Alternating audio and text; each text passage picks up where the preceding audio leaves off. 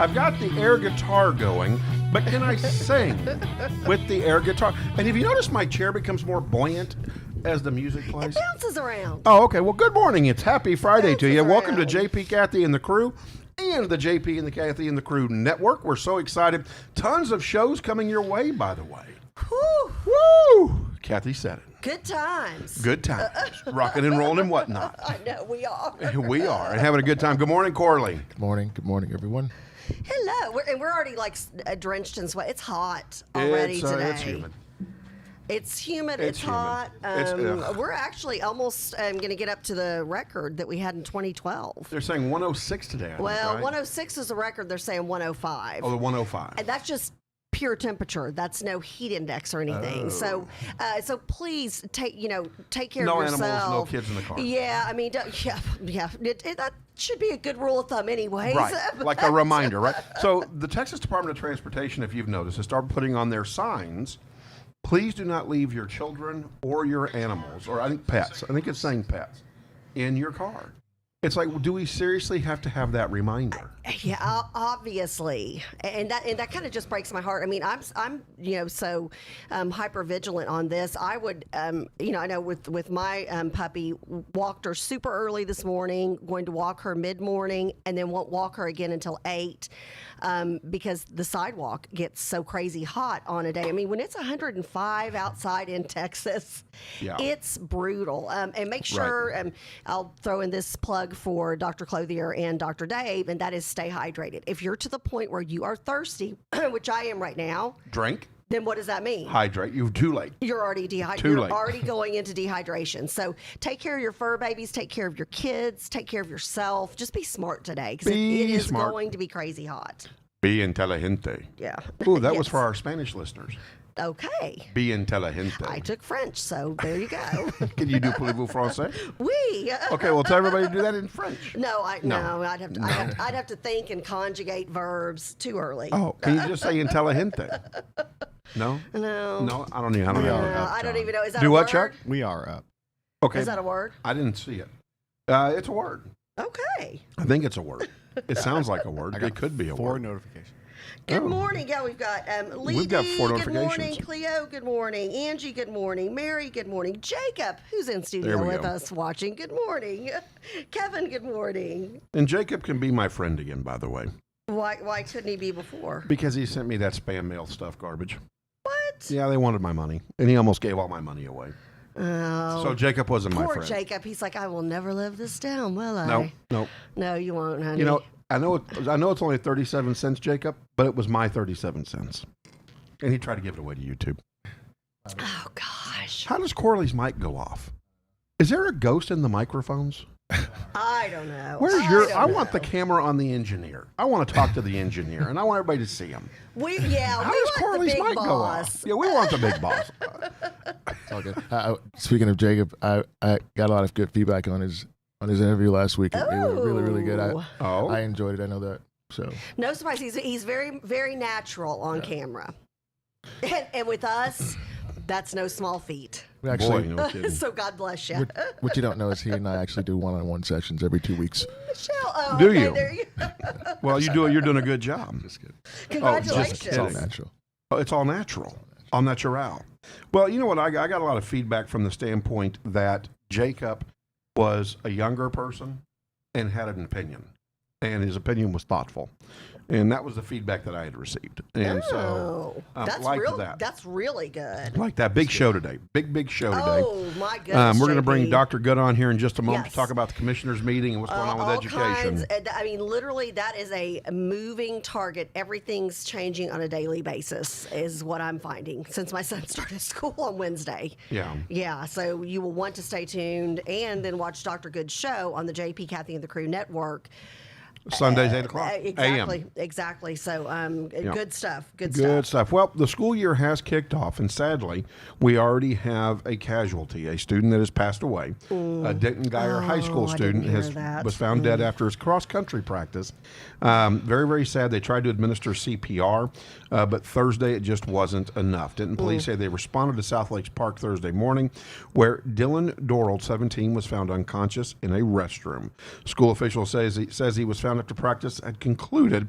Doral was taken to the hospital and pronounced dead. Police said no foul play is suspected at this time, and there's been no release as to what's gone on, of course. But our prayers go out to all the students and teachers, administrators, counselors at Denton Geyer High School. And so, God bless. very, God very bless this sad. Yeah, family. very sad to hear that.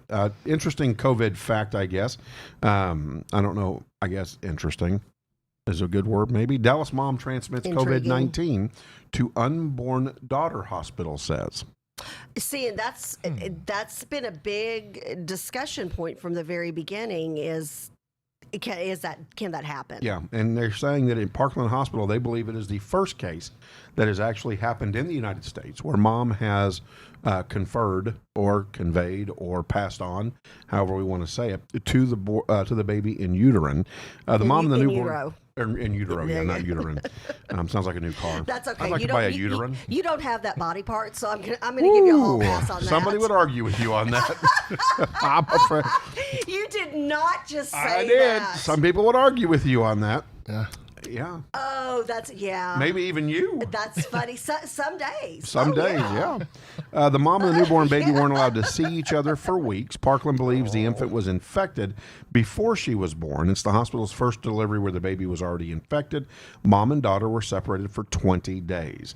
Wendy Figueroa had COVID-19 when she gave birth to her daughter, Alexa, on May 2nd. Alexa was born premature and was immediately separated from her mother. Wow. Here's a mom who's sick and cannot see her baby, said Marjorie, Senior Vice President of Nursing for Women's Infant Specialty Health. The newborn tested positive for the virus. Parkland believes she contracted it while inside her mother's womb. Thus far, it's the only case that we know about in the country. Wow. God bless.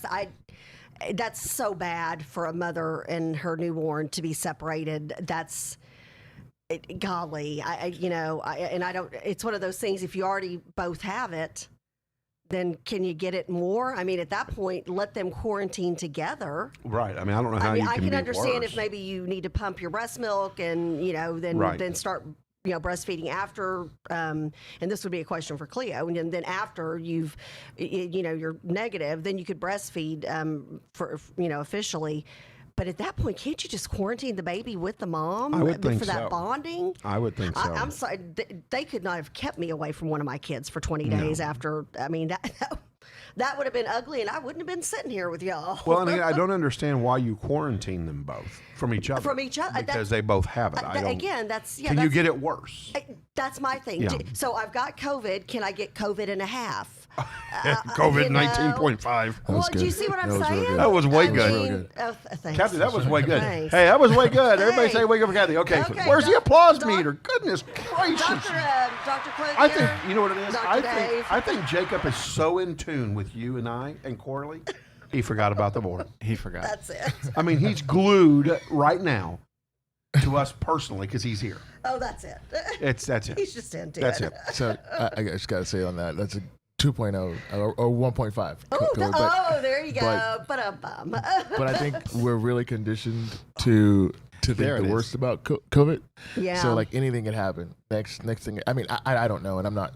I think everybody's pushing running that, but- paranoid. But I tell you what, when it comes to that time with that mom and that newborn, that's not right. I just don't That's get not double right. COVID because that bonding is imperative. Yes. Separation anxiety disorder. I mean, all kinds of things develop. Everything in this. Yeah. Maybe we should call the hospital and demand to speak with the head. Well, you know what? Yeah, We would let's love do for that. them to No, we'll call to them. call in. I wanna Okay. call this prank JP call. will call him. He will. No, I think we're we not should gonna prank prank call. Oh, don't prank him. call. I was kidding, but Oh my gosh. Corley was kidding. Oh, you got to watch what you put out Yeah, there for watch us, it. We'll Corley. get him on the phone. I'll tell. JP was already looking up the phone I'll tell number. Charles. Get on the phone. Yeah. Let's just get this taken care So of. there's that. So, 95-year-old World War II veteran leaves Dallas Hospital after beating COVID-19. That's right, you heard me correctly. If World War II wasn't going to get him, neither was COVID-19. I just kind of added that, by the way.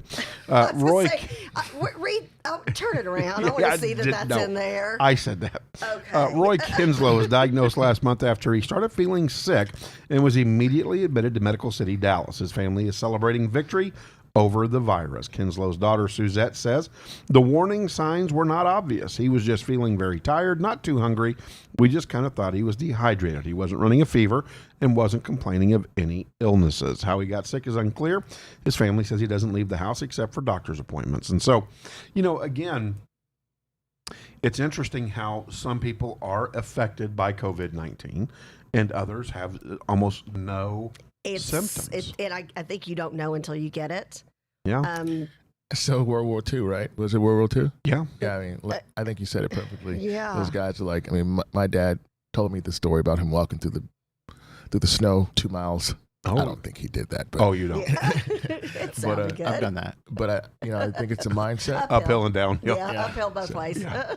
It's a mental strength. It is a mental strength. I think so Yeah. too. But it's interesting because I've got a friend who's in her 70s who it has a lot of issues and was eating enchiladas and drinking a margarita on day 13 of COVID-19 when she had it. Well, and again, you never know. Well, Dr. Good just chimed in on Facebook, which you can join the conversation with us on Facebook. And she said her 84-year-old dad beat it easily. And I've heard of cases like that where I had somebody close to me who had it, and it was rough. I thought Jesus was knocking at the door one night. It felt like he was having epileptic seizures. It was his shakes were so bad. And that's a person who's in their early 50s versus somebody who's in their 80s. Again, there's no rhyme or reason. I think that's why a lot of people end up having it and they don't even know it because you just think, I'm just not feeling 100%. Or they don't have signs at all. I don't know. God knows what's up. That's all I know. I heard like a couple months ago, that someone had COVID-19, but they had also had the Spanish flu back in 1918, and they recovered from both of them. Wow. Yeah. See, now I hadn't heard that. Yeah. Wow. So that just that was seems like an interesting episode of The Twilight Zone. Boy, no kidding. Great show, by the way. Very great show. Love that show. All right. Do we have Dr. Good on the line with us?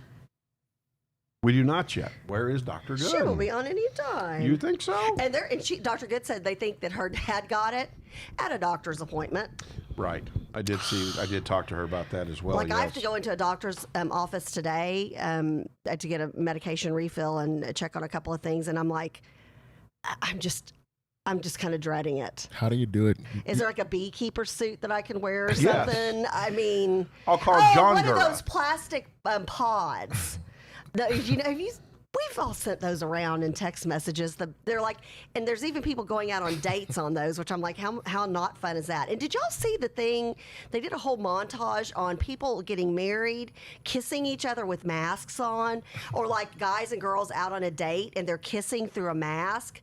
No. Man, at that point, really? Well, what's the point of that? Exactly. I was like, come on. The new norm. Like using No. cellophane. Hold on. I got to go stupid on this. Hold on.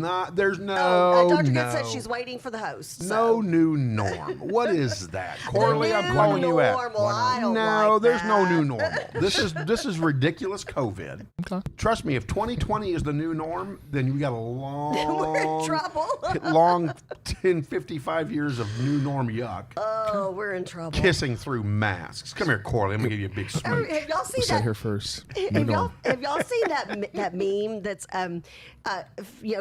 people do their goals like 5 years out and they're like, okay, so who when they did their 5-year goals predicted their 2020 would be like this? It's like nobody. I mean, gosh. Nice. Oh. They were on my goal list. I was closer saying it'd be the zombie apocalypse, and I've got my samurai sword ready. Dr. Be Good, if Oh. you could use the new link Oh, okay. that I sent her, that would be great. I just emailed it to her. All right, there we go. Excellent. Dr. Be Good. All right, if you're sitting there wondering, why is JP on his phone playing on his phone? Well, I'm sharing out this wonderful show. to Online people. dating. I was doing online dating, Courtney.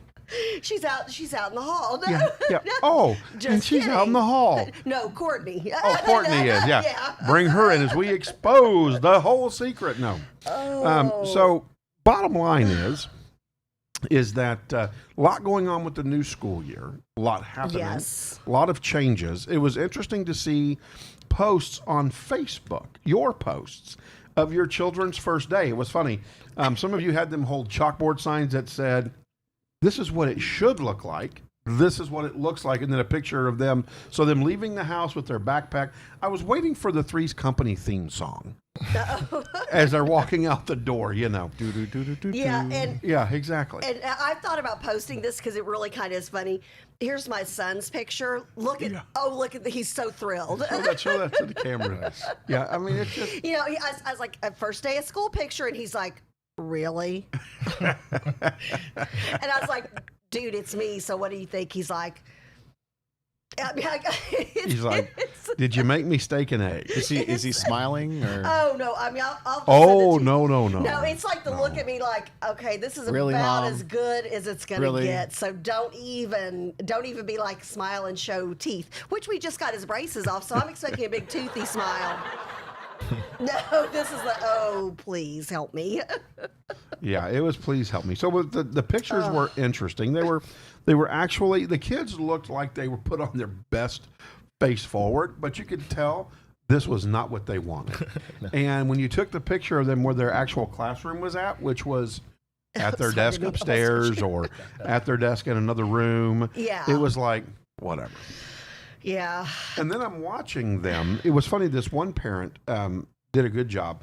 Got the classroom or something on the screen in their picture. I have with the student. Okay, very good. With the student watching it. And it's like there's no paper, no pencil, nothing to take notes. And it's like, how are we having engaged learning? Well, they are, and the rules are very different. That's why we're going to talk to Dr. Good. But I know the parent meeting I had last night, obviously online. Boy, there are some it's a different world than it was for spring remote learning, at least on my son's campus. Oh, yeah. Very serious, very specific guidelines for engagement. So, Are they wearing masks? No, not online. Well, he's doing remote learning. So, yeah. But they're in Wisconsin, they're having to wear, there's some company that has to wear masks even for online meetings at their home. Go figure. I'd be. Why would you have to wear a mask at home? We'll have to talk. We'll talk to Dr. Good, but if we have time, I'd like to get to that today. Wow. People wear them in the car. Well, yeah, that's because people have lost their minds. Right. I love watching them in their car with their masks, and they have their face mask thingy on. And it's I'm not laughing at it. I'm laughing with them. I can understand if they have somebody with them who's not from their family, their immediate shelter in place kind of people. Right. But when people are by themselves, I'm like. It makes me break out. I'm just like, Snapdragons. So, I was thinking over the weekend, what do you think our inconvenience was? Like the kids, some of them want to go back to school. Oh, they Did we have an inconvenience when we were growing up? I don't know if there was one for us. Inconvenience? No, not really. Like nothing, right? We had it good. No, we had it right? really we had good it pretty back good in the day. Yeah, I guess the big question was, were there any Pop-Tarts for after school? Yeah. Right. Walk in, I want a Pop-Tart. Yeah. They're gone. Yeah, did my mom buy strawberry Mom was Pop-Tarts? home. Mom was very good. Yeah. We were poor, but Mom was home. And I was glad. I learned how to be poor and have Mom at home. Right. All right. We've got Dr. B. Good joining us right now from Ask Dr. B. Good. She is our expert in public education and a superintendent in public education. Yes. Good morning, Dr. Good. Good morning, and nobody wants to be me, by the way, now. Yeah, right. No, yeah. They don't pay you enough to get to deal with what you're dealing with. Yeah. Well, you look fantastic this morning, by the way. Yeah, you didn't want to be bored. You always like a challenge. Well, you got one. Be careful what you ask for, right? Yes. Because so the commissioner's call was interesting yesterday. 11 out of the 12 categories were updated. I won't bring you all of the information, but what I will tell you is that they now have a flyer for parents, education rights and responsibilities during COVID. And I sent you the link. Yes. To put in the comments so that the parents could see what the EA expects. It's informational, but there are also some expectations that parents can't just access the school easily. There are processes that have to be followed. For example, most school districts around here are doing the 4 weeks remote learning, except for those kids who are in areas where they just can't get internet. And so they can come to the school starting the first day of school and use remote learning from there. So they would do the remote home instruction from the school. So we're trying to be supportive and yet at the same time limit the amount of kids on campus. So, and it does explain to parents that if you want to come to school, you must alert the school ahead of time. Okay. At least 2 weeks before school starting, we must know if you're going to have your child come to school. Well, and that seems fair because you're going to have to divide your staff accordingly between classrooms or across one end of the classroom to the other. So you've got to plan for that. You can't just have kids come in randomly like before. No, not at all. And if we have social distancing still, and we do, that means 11 or 12 per classroom. If we have 100 unexpected kids, that's 10 plus classrooms that we did not have ready. Right. And so it is a whole new world. Like you said last night after your parent meeting, parent access, even if the kids are in school, once the 4 weeks is over, and if the board decides to allow the kids to come back to school because the COVID numbers say it's safer, I said safer, not safe. Right.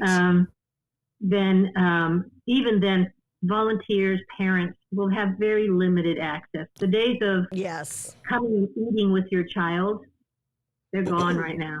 It really is heartbreaking. As a matter of fact, we were encouraged to go to a link and it's a new way that they're monitoring volunteers. I'm sure it's some new safety issues, which I'm good with all of that. But boy, it was in big, bold letters. Do not expect to volunteer on your child's campus anytime soon. This just prepares you for the day when that possibility opens up. Very careful in their choosing of their words. That's right. Dr. Good, just quick question for you. Yes, sir. Can she hear me? Oh, yeah, she can hear me. So you were saying... Magic, it's a microphone. Just that's what that thing is in front of you. We're saying this to the singer. Can you come into the studio and help me with these two? Can you do that? I'm just kidding. All right. So the question is around, obviously you expert, and you've been doing this for a while. So what do you think the threshold is of people actually following the rules down the road? As parents aren't always the most, parents are great, but you think it'll be okay? We're difficult sometimes, Corley. Yes, we are. We know it. I think that enough PR has gone out, is going out, and will continue to go out about safety practices when it comes to school. And I know that because we have almost 1,700 kids, and so that means we have literally over 1,000 parents, that one or two may make the attempt to try to eat lunch with their child or something. And our staff, as will be every staff in Texas, will be trained to handle that possibility with grace. But I think it would be less. I think we all understand that we're still in shutdown mode, right? And that things just aren't the same, and parents' rights aren't the same right now. And I don't want to say that it's forever, but for the time being, the only way we can keep, especially our older adults, our adults at school who are older than kids, keep them safe is by limiting the amount of people who come to the building that don't belong there. All right, let's take a quick station identification break. It is currently 7:53 here in the Dallas-Fort Worth area. You are joining JP, Kathy, and the crew. We come to you live Monday, Wednesday, and Friday from 7:30 to 9 o'clock right here on the JP, Kathy, and the Crew Network. Also, you can join Dr. B. Good, who's joining us right now, on Sundays for her show at Dr. B. Good, and she is fantastic, giving us all the up-to-date information that we can handle, especially in these times of education, because it's definitely a different time. Dr. Good, did you have a commissioners meeting this week?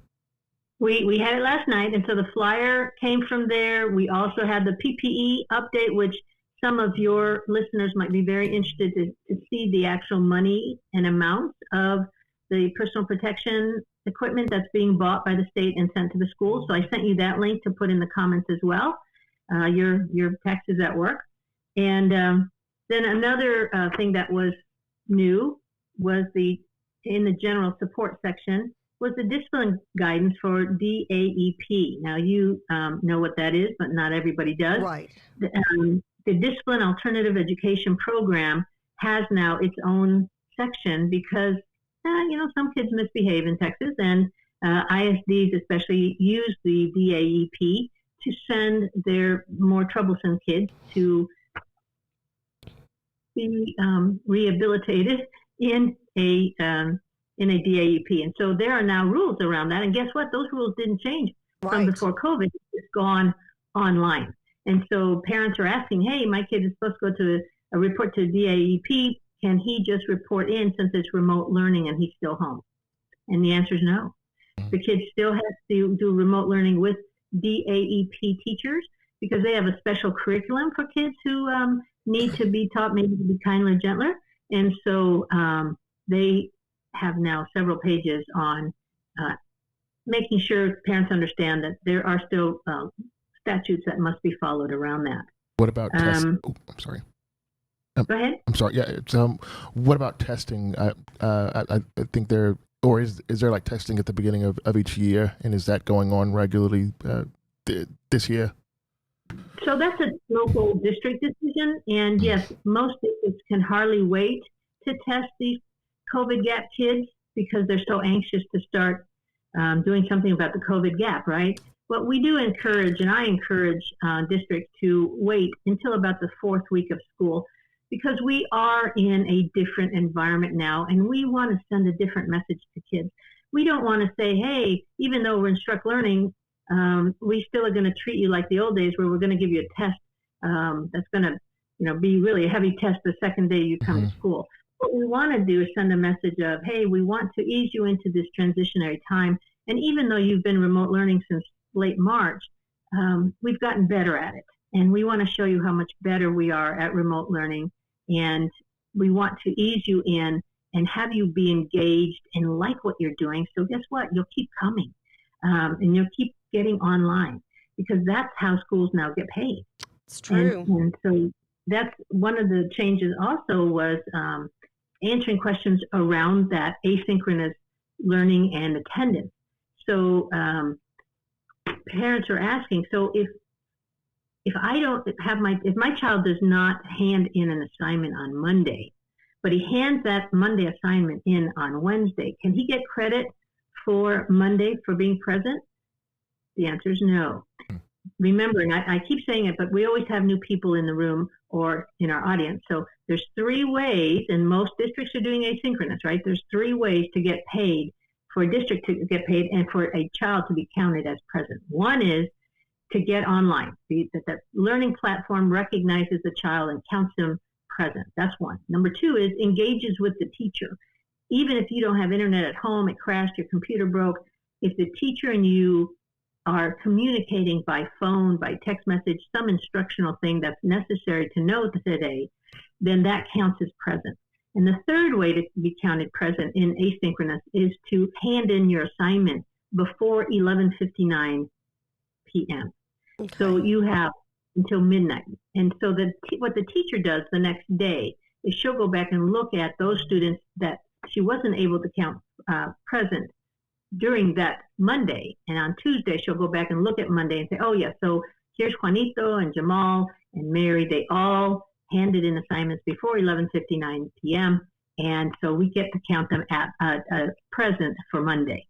And so another question that came in said, hey, what if my gifted student finished and completed a week's worth of tasks and assignments by Monday? Does he get counted present for all week? No. No, we can't gyp the system. The system says you have to be in school every day.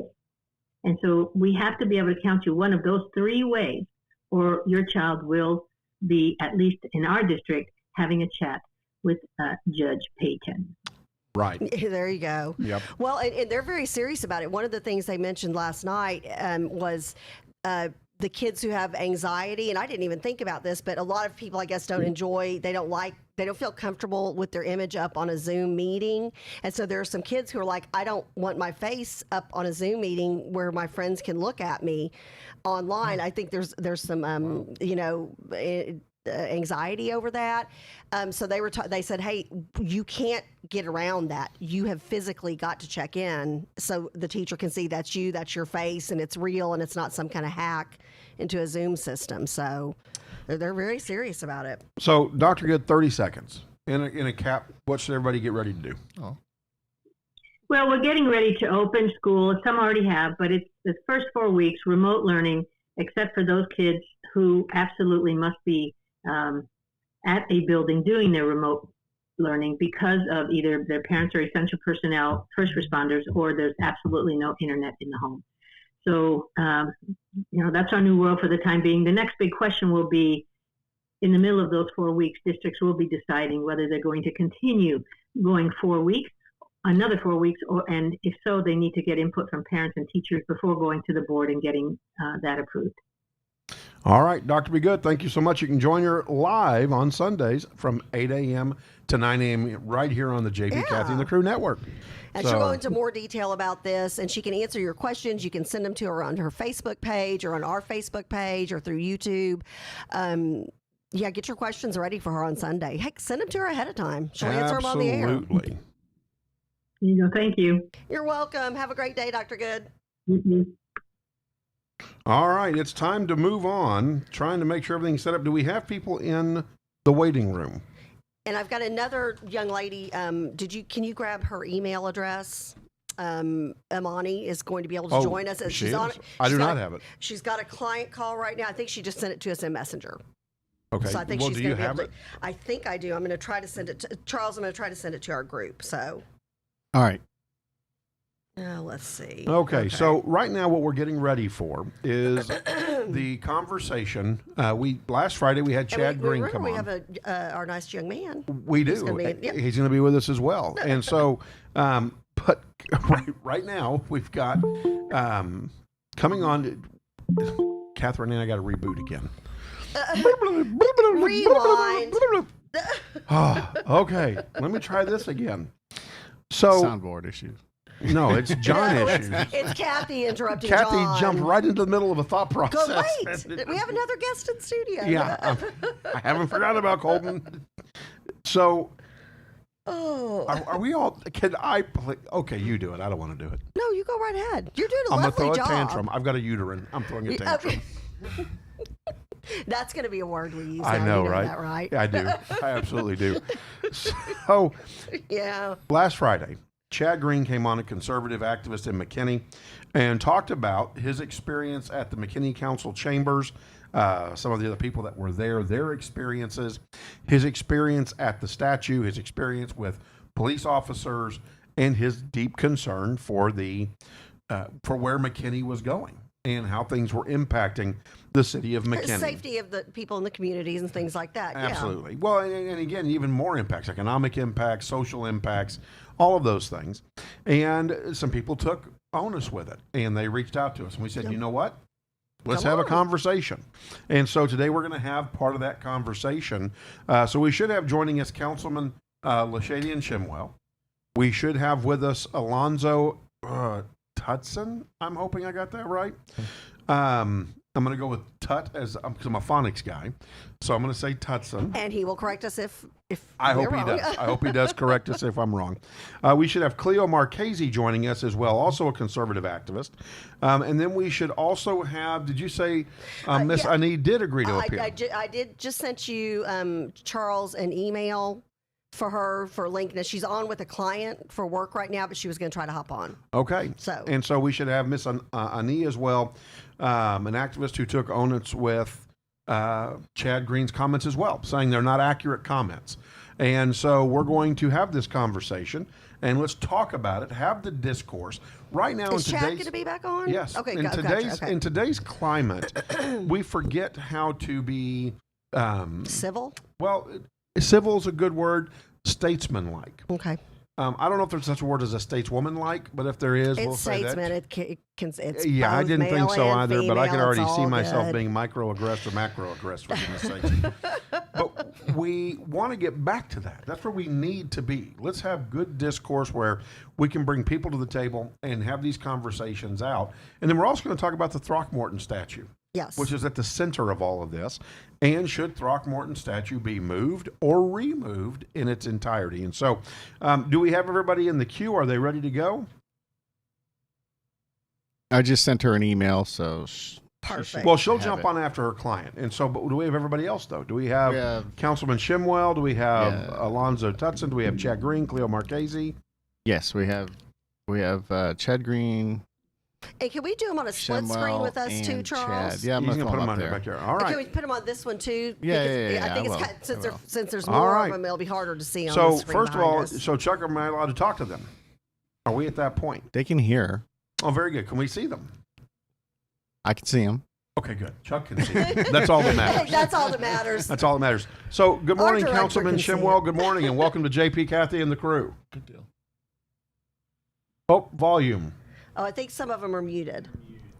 Can we unmute Yes, they're them? muted. Well, they have And to can we unmute put them themselves. on the main screen? Councilman Shemwell, could They're you? kinda Oh, your small on this microphone one. is Muted. Is muted, Councilman. Can you unmute for me? And then also, Alonzo, yours he's is muted muted as as well. Because I can see your red microphones. Of course. Now, Councilman Shemwell, we do not want you to get into an accident try to do this, so please be careful. I see you're driving, and we don't want that to happen. Alonzo, are you stationary or driving? We don't want you to get in an accident. Cleo said her link is not working. Okay, very good. Thank you, Alonzo. We Cleo appreciate said that. her link is not working, JP. Okay, so if we could resend that Resend link that. out, Chuck, that would be great to Cleo. All right, I got to pull them off the screen for a minute. All right, well, Councilman Shemwell, while you're getting your mic unmuted, or because that's not an easy task, by the way. We've had several guests who our audio will come off when their video comes on. And then we've got Chad Green joining us as well. Good morning, Chad. Good morning. So, Alonzo, let's start with you, since Councilman Shemwell is still getting that microphone audio worked out. You heard the show last Friday when Chad was on. And there were some things that you disagreed with. Can you tell us in a very good discourse type manner, what did you disagree with and why? I disagreed with those out there at the City Hall being labeled as Black Lives Matter and Antifa. That's not the case at all. These are lifelong McKinneyites. They've grown up in the community. They've seen the community and wanted to be involved in the community. So this is not a Black Lives Matter movement, nor it is an Antifa movement. These are District 1 residents, particularly what we call the Pride communities, or you'll hear used anonymously as the East Side residents that have been coming out to City Council meetings. Okay. Councilman Shemwell, you either watched the recording or you watched live the show. You heard Chad Green's comments. And so what did you take onus with? What did you think was not accurate? And let's go ahead and clear the stage and let you give your interpretation of what you believe is accurate. Yes, sir. I was also frustrated. Good morning, everybody. Thank you for the opportunity to be here. You bet. I was frustrated also with the labeling of Black Lives Matter protesters or Antifa. Again, these are District 1 McKinney residents. These are lifelong residents. And also, just the framing of people blocking the door, being violent, those kind of things that did not take place. These are lifelong residents. Mr. Tutson himself is a lifelong resident. His son, being one of the organizers, is a lifelong resident of McKinney. And so when we say Black Lives Matter, and when residents say Black Lives Matter, we're just saying that our black skin matters. We are not members or paying members or of the Black Lives Matter organization. And so we can't paint everyone as BLM just because someone says that their life matters. And so we're not going to paint everyone that carries a gun. Also, people that were out there who were exercising their Second Amendment rights, you didn't label them as NRA members just because they were carrying a gun. So we don't label everyone as Black Lives Matter members just because they're saying their life matters. And so I took onus with that. All right, Councilman Shemwell, thank you. Chad, you've heard now what Alonzo and what Councilman Shemwell has said. Anything you'd like to say in response to both these gentlemen? Yeah, I would say that probably most of the people down at the council meeting inside the chamber are from District 1. And I have no problem. In fact, most of them have really, really good arguments that you have to consider. but that's not really the group I was referring to. The group I was referring to is the group that always comes up after the police leave. They come up. This time there was about 20 of them. They all had rifles and they all had body armor, and they were trying to intimidate and even threatened people at the statue. They threatened me to try to cause me to lose businesses or to impact my business. But I don't think those people I'm referring to are part of District 1 or McKinney Act. I think they're from well outside of McKinney. And when I confronted them, they said, I don't know anything about Black Lives Matter, and then began to tell me how Black Lives Matter is structured. So I certainly understand where Alonzo, Councilman Shemwell are coming from, that quite a few of the people down at the council chambers are District 1, and those people deserve every right to be heard. I want them to speak, and I don't have a problem with them carrying firearms either. That's their constitutional right. I do have a problem when people are being threatened and you're carrying a firearm. If you're physically threatening to hurt someone, beat them up, and you've got a firearm, that's a problem. Okay, so expand on that. Who got threatened? Were you there Real present? quick, if you're not talking, if you can mute your mic, because we're having some folks from the crew say they're having a hard time hearing. Some feedback, Yeah, okay. some feedback. So kind of like a Zoom meeting. Yes. Oh, okay, now we're Zooming. There you go. All right. So, Chad, can you explain that a little more? I mean, because, Councilman Shemwell is saying, hey, people weren't being threatened in the council chambers. Things were orderly. Alonzo, I believe, is running parallel with that commentary. Did you experience somebody after the meeting carrying a gun, not necessarily from District 1, threaten another person?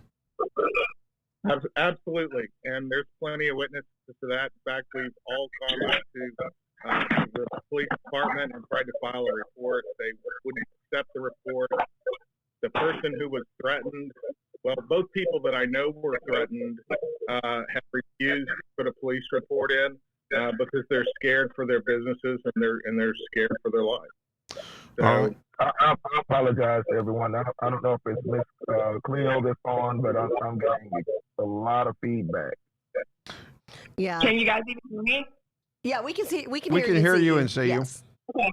I'm pretty sure I'm muted, but that's fine. I'll mute again. Well, no, go ahead and stay unmuted. So, Cleo, feedback on that. You heard what Councilman Shemwell said. He said, hey, we're not necessarily a member of an organization called Black Lives Matter, but we're talking about our skin color, that we matter.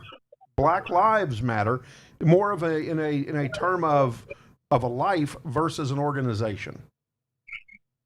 Okay.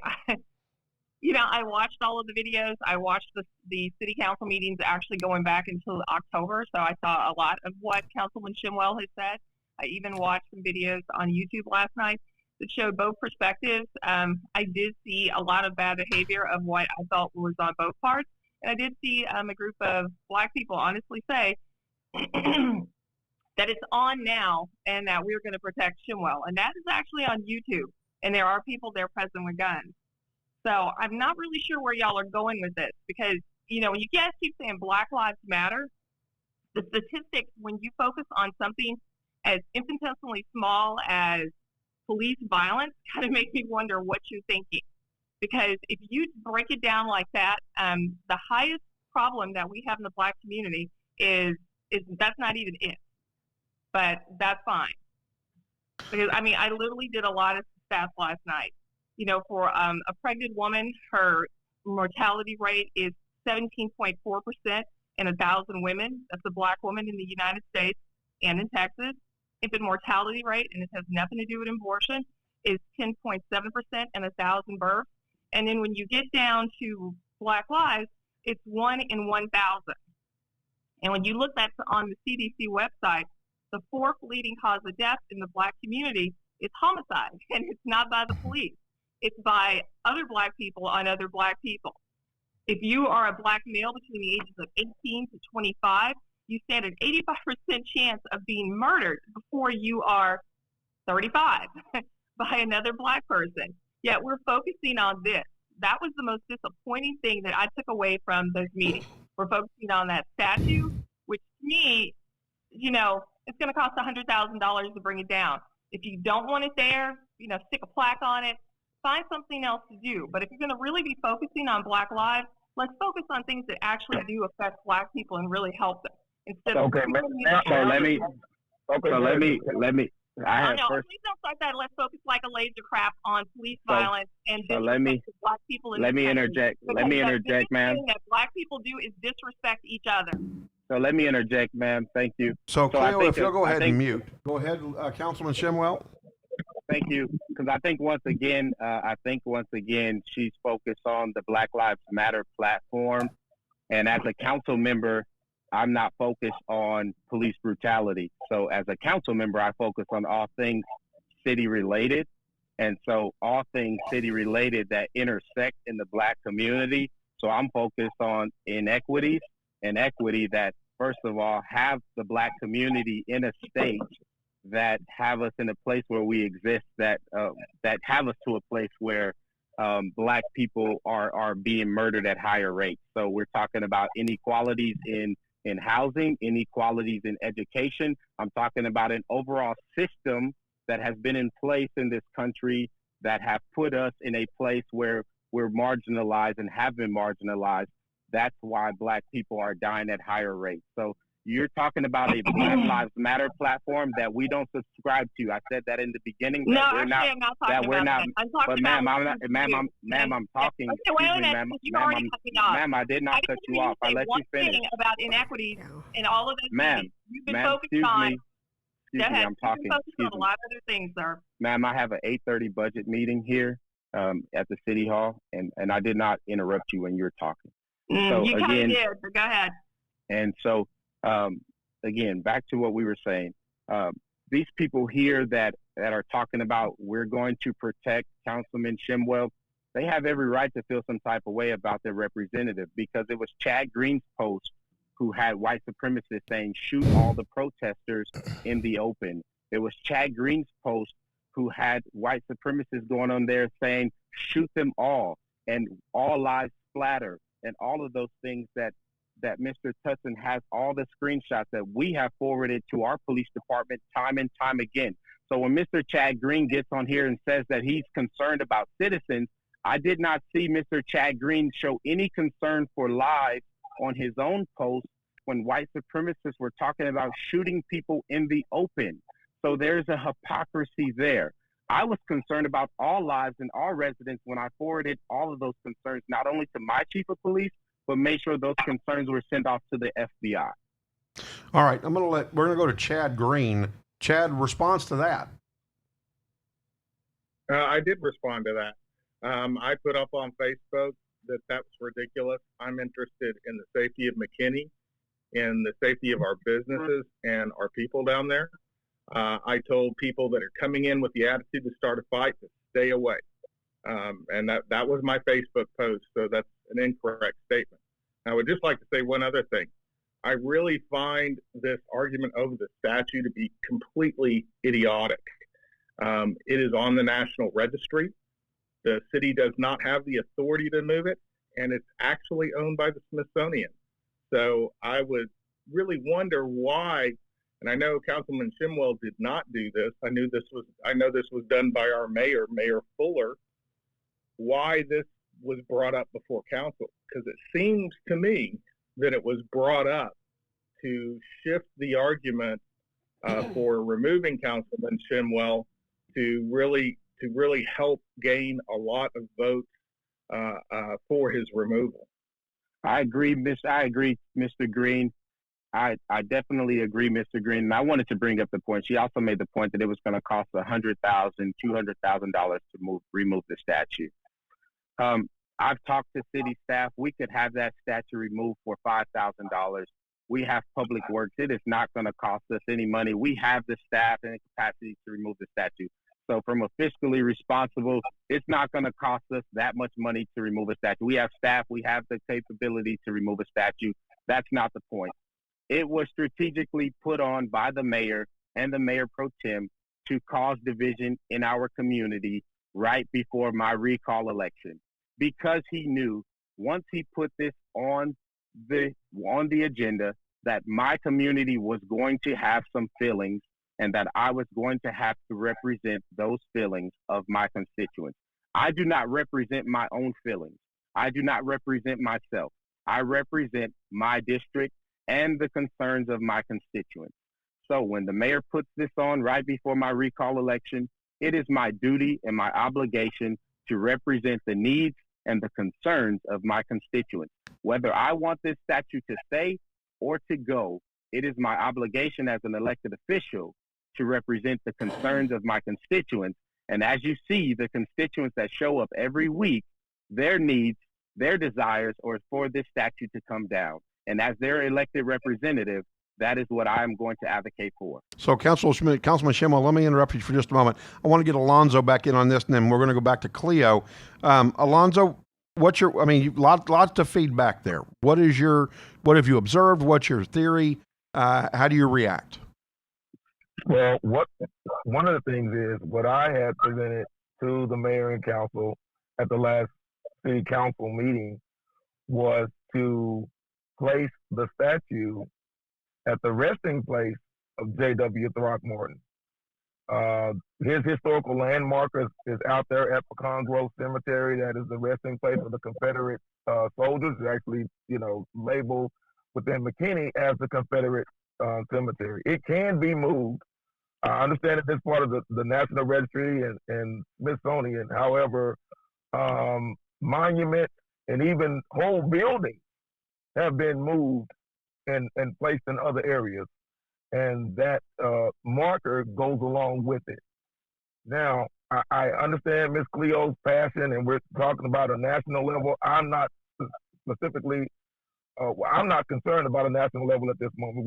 I thought this morning show was focused on Mckinney specifically. It's not about the statue. It is not about the statue. The statue is symbolic, but it's deeper than that. As Councilman Shemwell, if I could kind of piggyback off the things that he was saying, Highway 5, McDonald, creates a food desert. That portion of the community, the prior communities, are cut off from just basic services, grocery stores, pharmacy, financial institutions. So when we mention Black Lives Matter, not the movement, that is not about the statue, this is a group of community members and leaders that have been disenfranchised since 1845, the establishment of Mckinney. So I understand, and I know we can hit statistics all day long, but I ask if any of you on this panel, outside of Councilman Shemwell, have you taken a tour with any of the seniors or elders in the Pride community? If not, I will be more than happy to take you on a tour so you will understand the history that is taking place in Mckinney.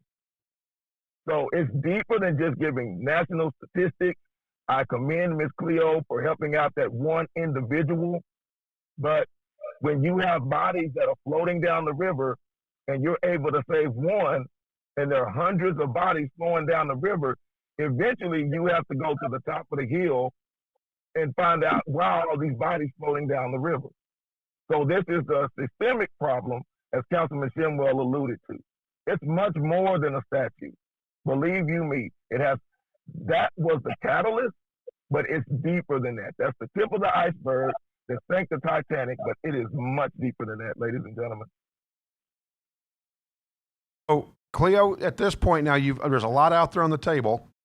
Reaction, response.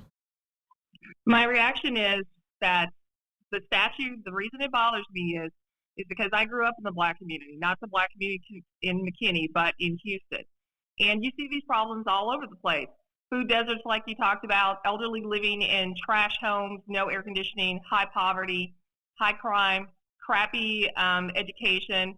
And again, we keep focusing on statues. And I had this analogy before. I feel like the Black community in general, across the whole United States, even here in McKinney and even in Collin County, it's like we're having like like systemic bone cancer, okay? The whole body is literally about to die, and you've got someone saying, hey, look at this problem over here. There is a mole on their nose. We need to get this mole off because it bothers everyone else. But we're going to ignore all of the real problems that are happening. And in none of those meetings did I see anyone talk about trying to get someone to even put a freaking Walmart over there, grocery center, or getting better health care in that area or anything like that. I'm just sick to death and tired of people saying symbolism. I don't mean to cut you off, Ms. Cleo, but that's not true. That's not true. Alonzo, Alonzo, if you'll let her finish, please. And then I'll let you come back, Alonzo. No, there you go again. You're cutting me off. Let her finish, and we'll come back to you, Alonzo, I promise. Let her finish. Go ahead. I found it disappointing that I saw this issue for like weeks. I mean, it's just really disappointing. If you're there representing a community that's underserved, then to me, I think that'd be the last thing you guys would be focusing on. You'd be focusing on some heavy duty stuff, not this.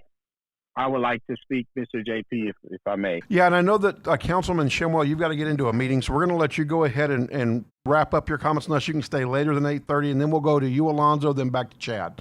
Go ahead, Councilman Shemwell. Thank you. I think, again, to Ms. Cleo, this was the reason I reached out to JP, because statements were being made that were false. And again, Ms. Cleo's making statements here again that are false. Actually, I'm not making statements that are false. I'm speaking, ma'am, I'm speaking. You just asked Mr. Tutson not to interrupt you. Cleo, if I can get you just a hold, and we'll come back to you, I promise. We got 34 minutes. So please don't get off on a note where you're lying about what I said. Ma'am, again. Councilman Shemwell, you have the floor. Thank you. You keep making statements that are false.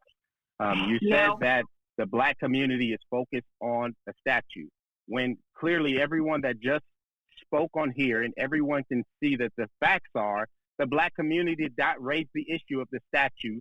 The white mayor, George Fuller, brought the statue, and the white mayor pro tem seconded the statue. The Black community did not raise the issue of the statue. So you can't keep saying the Black community is focused on the statue when two white members of the council brought forth the issue of the statue. So that is a false claim.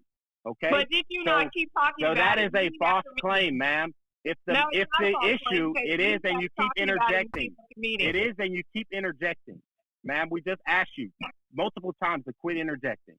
So again, the false claim that the Black community, it is my job, if something is on the council agenda, to represent the concerns of the community.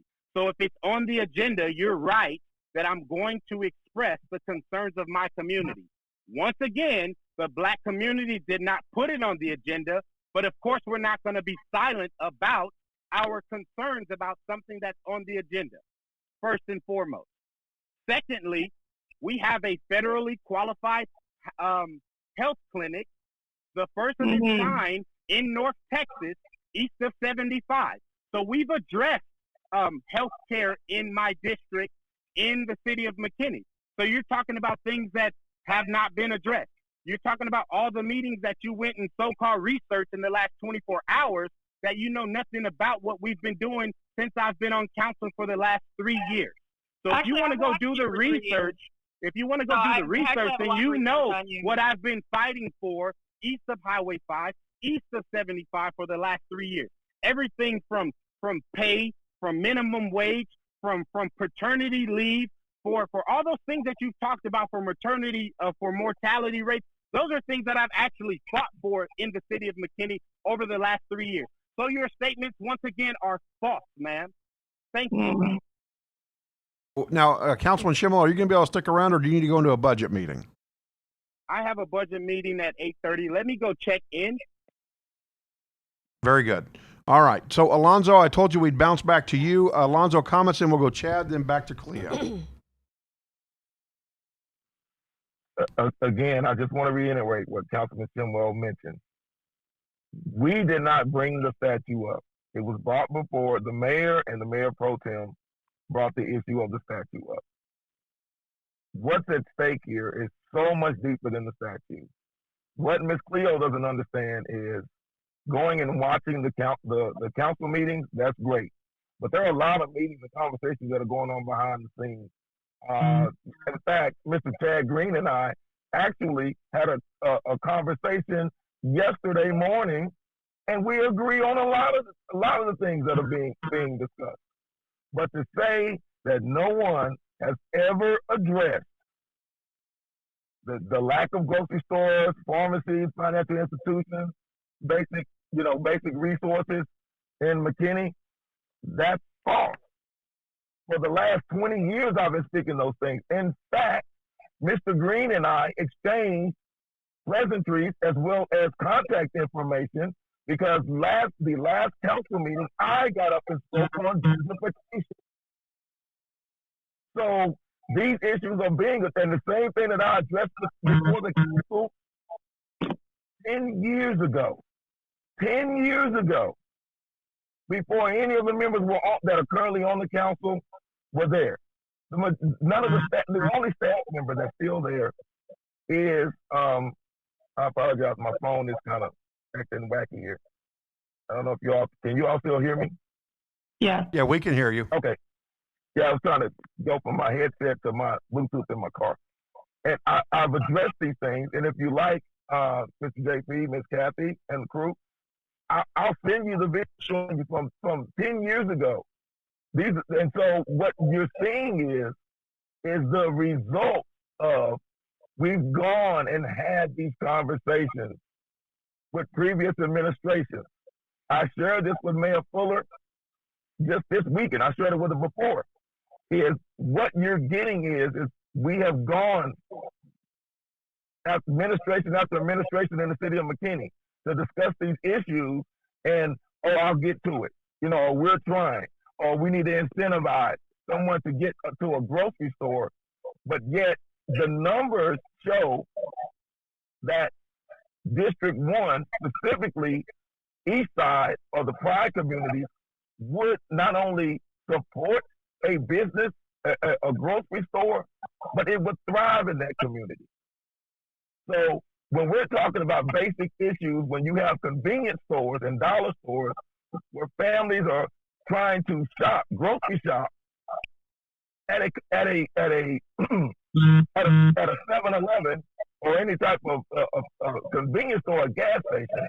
So this leads to other issues. It is not about the statue. I've said that before and I say that again. Anyone that's thinking that it's about the statue, you are sorely mistaken.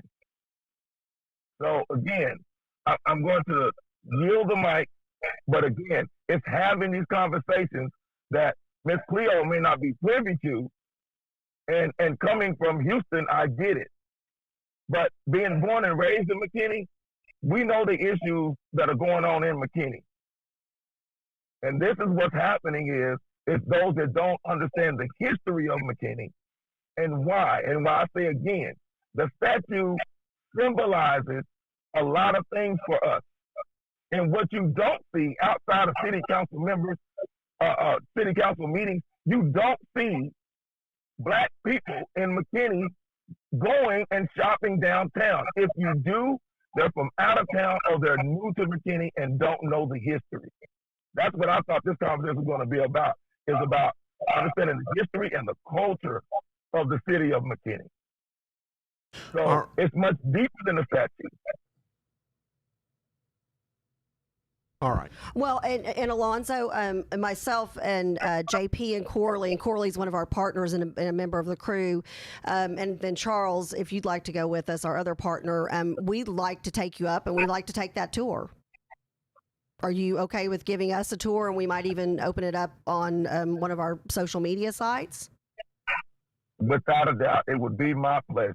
Okay, because I hear, and I'm happy to hear you saying that this isn't about the statue, because I some of the facts when it comes to Throckmorton, and for one thing, he's in plain clothes in the statue, correct? He's not in his uniform, military uniform, if I'm remembering correctly from having seen it over the years. This was. I'm sorry. And with the scroll in his hand. Yes, okay. So he's not in military uniform. Okay. Yeah, he was a Democrat. He stood with Houston against secession from the Union. He was not a supporter of states' rights and was one of only 8 to vote against the secession of Texas.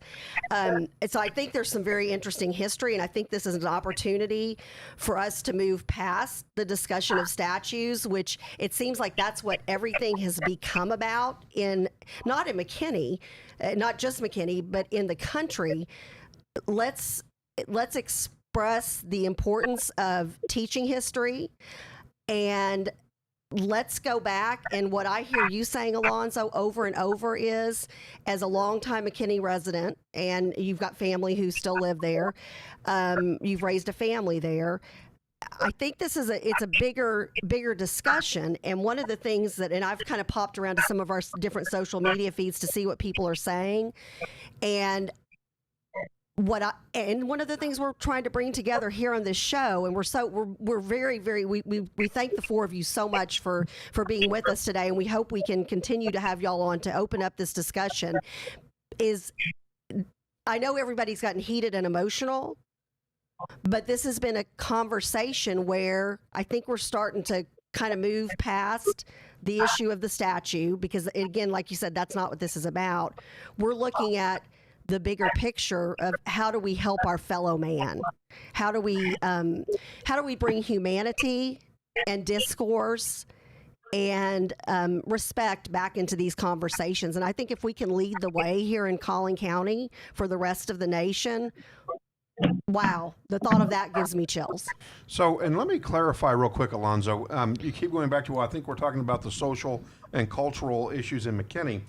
This conversation came about because there were claims made that Chad Green had made inflammatory statements that were untrue. And I wanted everybody to have the chance to come on and talk about that and break it out into the air so we could get it cleared up.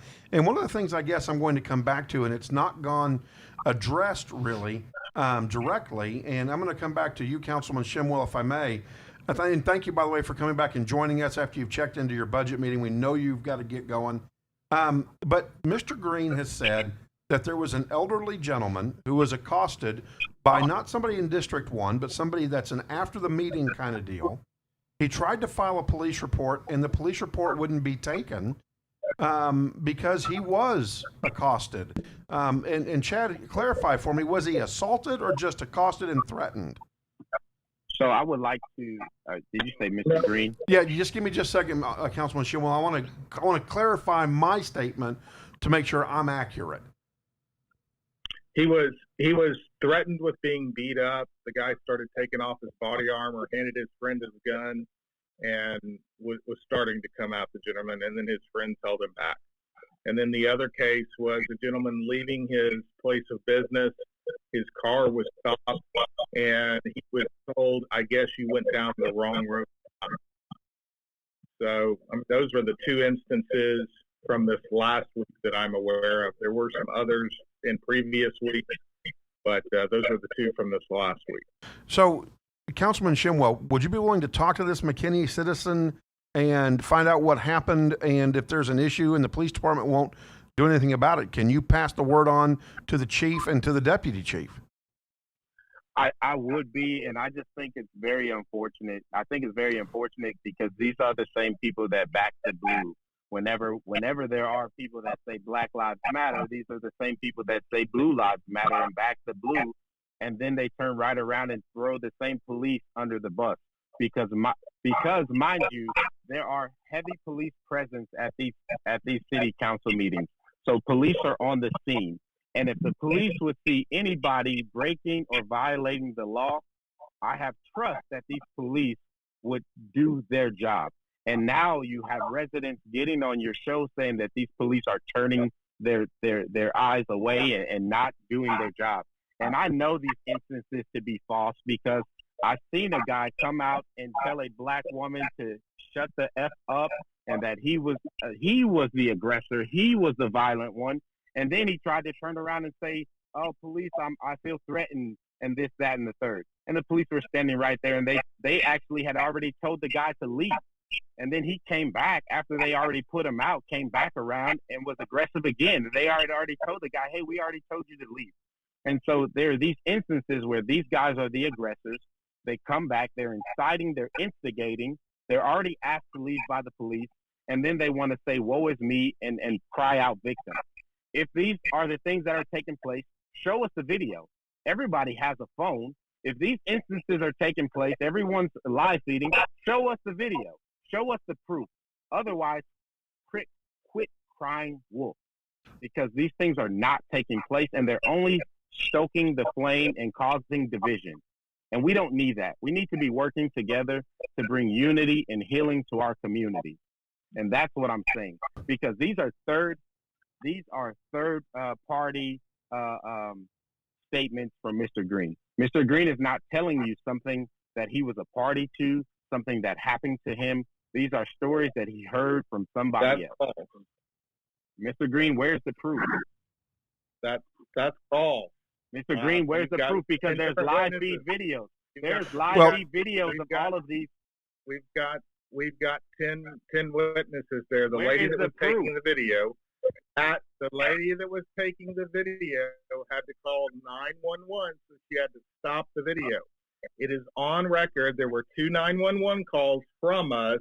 The police did not respond for an hour, according to their own records.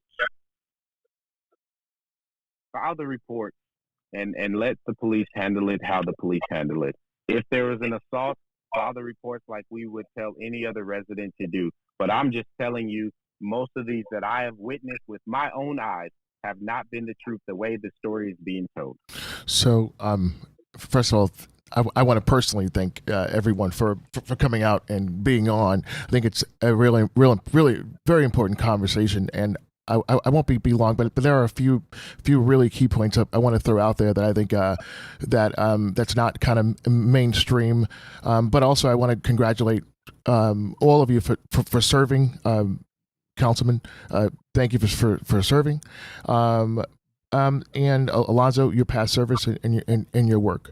And so the first thing is there's a lot of this conversation is happening on every channel, on every major network, and essentially, since the entire world are now every individual has become a journalist, it's happening on Twitter and everywhere else, and it's I find a dearth of kind of understanding. So this weekend I was thinking about what Chad said and what the councilman's saying now, and there's obviously it's different purview. I think the only book that we can get several different views on is probably the Bible, like Matthew, Mark, and they're all really saying the same thing.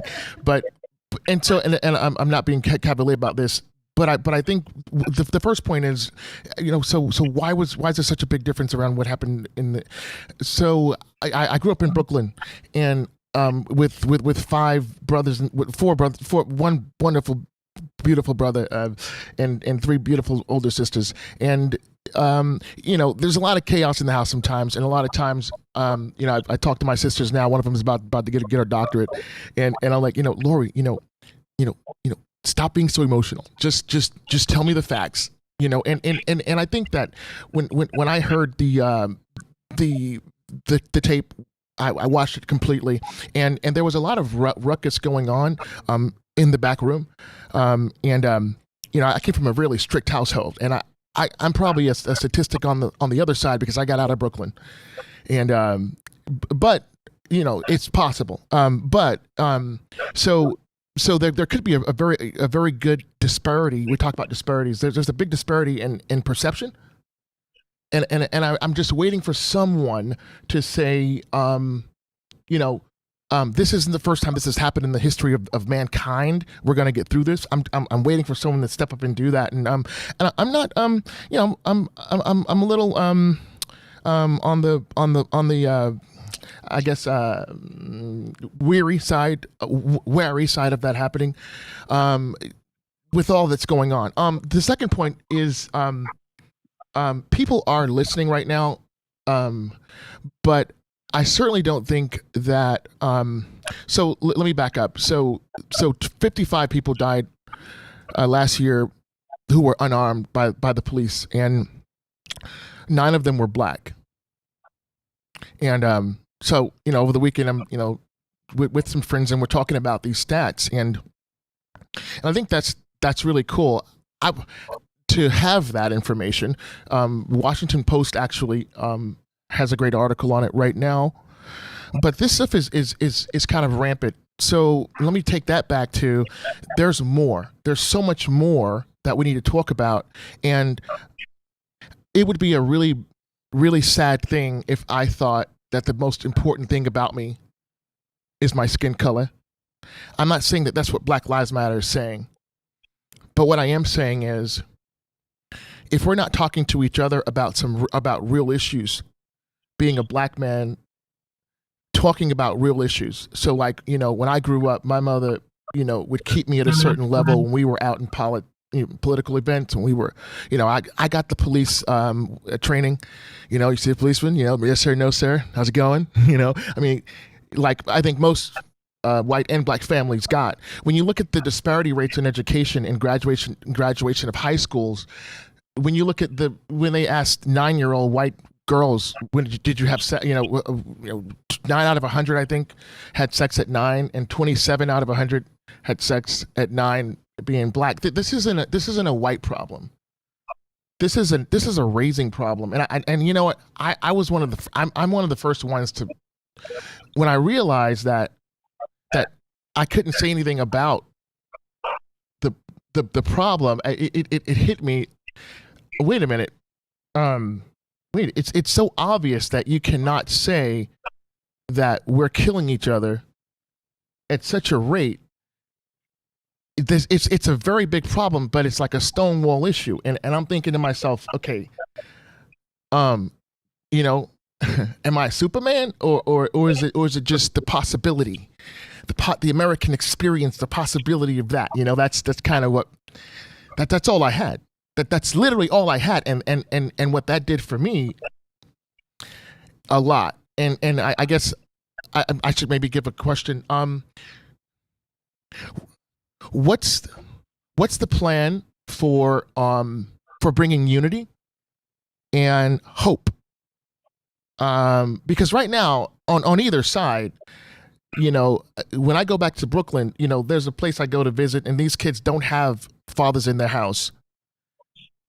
To give them the narrative that I guess white people, and let's be frank, that's what it's become, an American or a white thing. I think it's a bit unfair, because actually slavery and has happened since the beginning of time, and it's still happening in Africa, and actually that's really bad slavery. It's really, really bad. But these children, to give them that narrative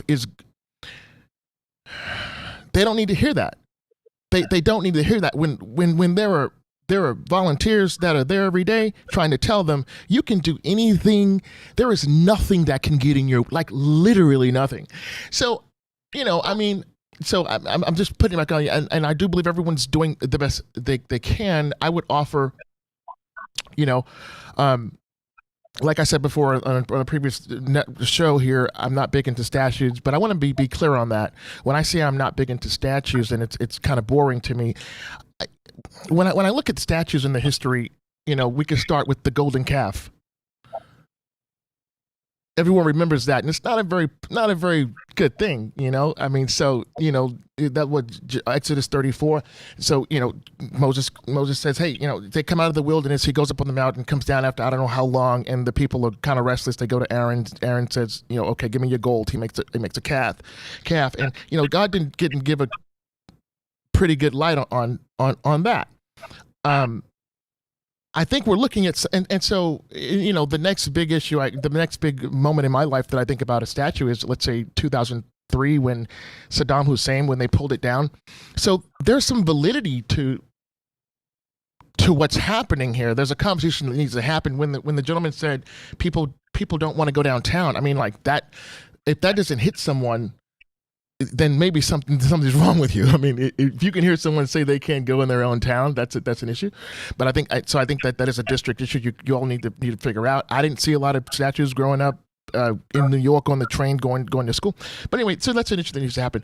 And I'll be done just in 1 second. So statues are, it's a mind game, and What do we want? We have very limited time. Our people have very limited time, and you can just find the numbers. It's happening like every minute, every day, and so what do I want to leave with? I want to leave with doing everything I can, like to my last breath. Trying to get up the mountain. So I guess my question is that was a lot, and I apologize because there's so much to get into, and I don't think we can cover it in an hour, to be honest with you. I think everyone cares, but I'm not convinced that everyone's using their best skills to make this really work. And so I ask myself, are we really serious about civil discourse, or do we just want to see our enemies locked up? So I don't know. That's all I got. But thank you. I appreciate, if I may, I appreciate the points, and I will concede this, that I don't believe that Chad Green. I don't think that he's a bad guy, and I think that in his heart he's doing what he believes is right. And I would say that, I try to come to these meetings with an open heart and an open mind, reaching across the aisle every time to figure out how to best work with one another to bring unity together. But it has to start with the truth. And it has to start with the truth that we feel disenfranchised at times, that we've been disenfranchised, and that we need equity to be able to work together. And I can say that his truth may not be my truth, and that the way that he perceived the situation is his perception, and that's his truth. And the way that I perceive the situation is my truth. And that somewhere in the middle is the actual truth. And maybe he felt threatened, and maybe the people that he were with felt threatened. And so that we can see that the truth is somewhere in the middle, and that it doesn't take away from his truth. And we still have to work together.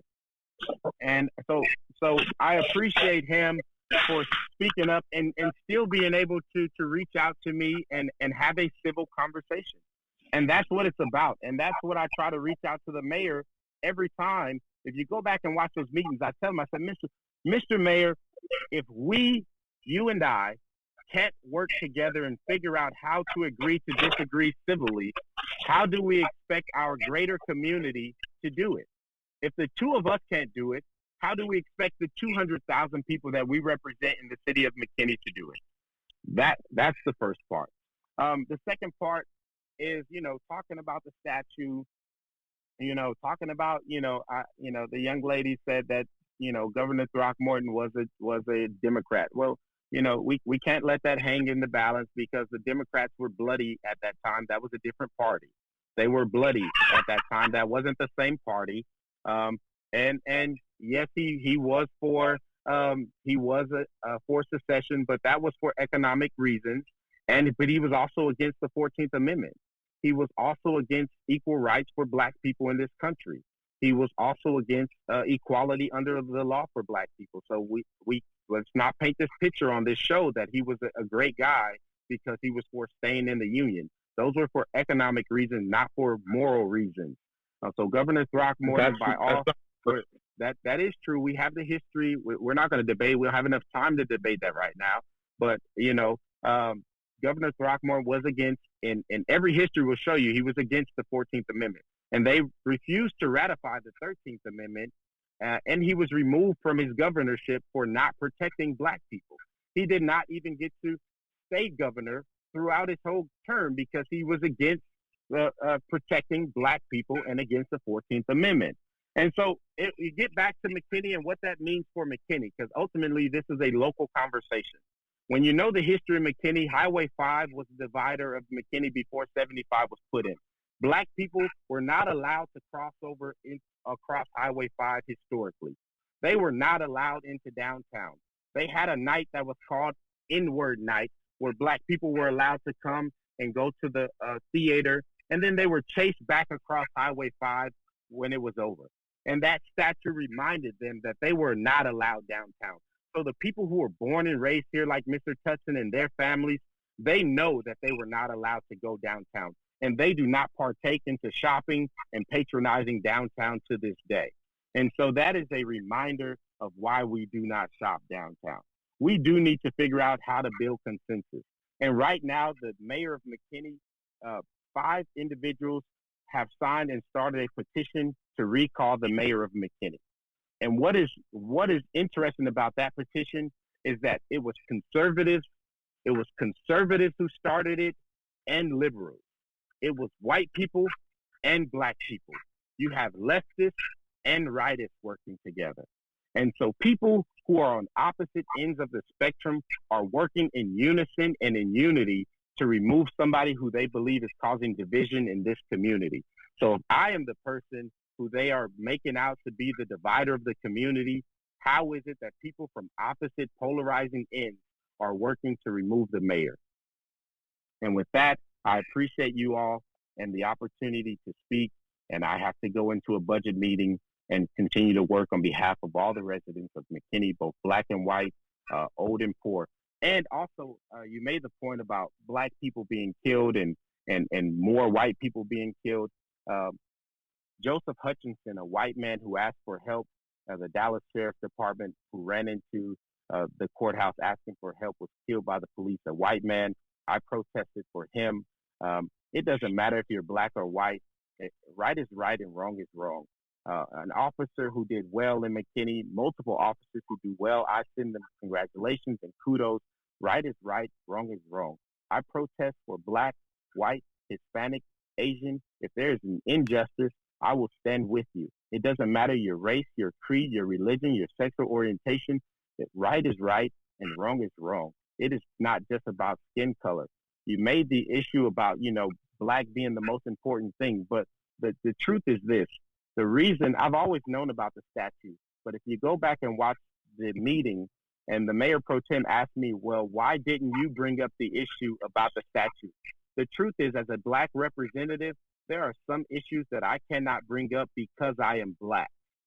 So don't tell me about, our skin color and what we should be talking about or shouldn't be talking about, because the truth is, as a black person, it shouldn't be because I'm black. But there are some things that I just can't bring up because I am black. If I bring up police brutality, there goes that black councilman bringing up police brutality again. If I brought up the issue about the statue, there goes that black councilman. It was a matter of time before he started bringing up the issue about the statue. So there are certain issues as a black council member in Collin County that I cannot bring up because immediately I'm going to get dismissed because of the color of my skin. And that is not fair. So thank you for that. Now that I put that down and I actually write articles myself. But that's interesting because in 2020, to hear a councilman, black, white, Chinese, that is a very pervasive view that will, I can understand if you really believe that, sir. I can understand that kind of answers a lot of things for me. Because but I want to go back to something that you said. You kind of called out the mayor and the two of you talking.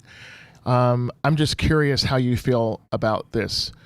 When I watched the tape, I saw you arguing with the mayor, like literally arguing with him as if this was like an emotional, and it is emotional, but sometimes we have to be dispassionate when we're in leadership positions. I think people. I think we know that much, and I'm just curious. How does that help people? How does that help Black people to know how to properly communicate? And because in those meetings, I think you're the only one. I haven't watched all the tapes, but when I look at that, if someone was taking a snapshot of it, it's very easy to perpetuate what some of the things that they've been saying about Black people for 100 years. We're aggressive. We're more sexually aggressive. I mean, you know the things they say about black men. It's one of those things like really. And so, but being angry, I'm being sorry. you know, That's a little disingenuous here. That's a little disingenuous to say that. I understand what you said about the snapshot, and here's what I mean about the cultural differences. You grew up in New York. You grew up in Brooklyn.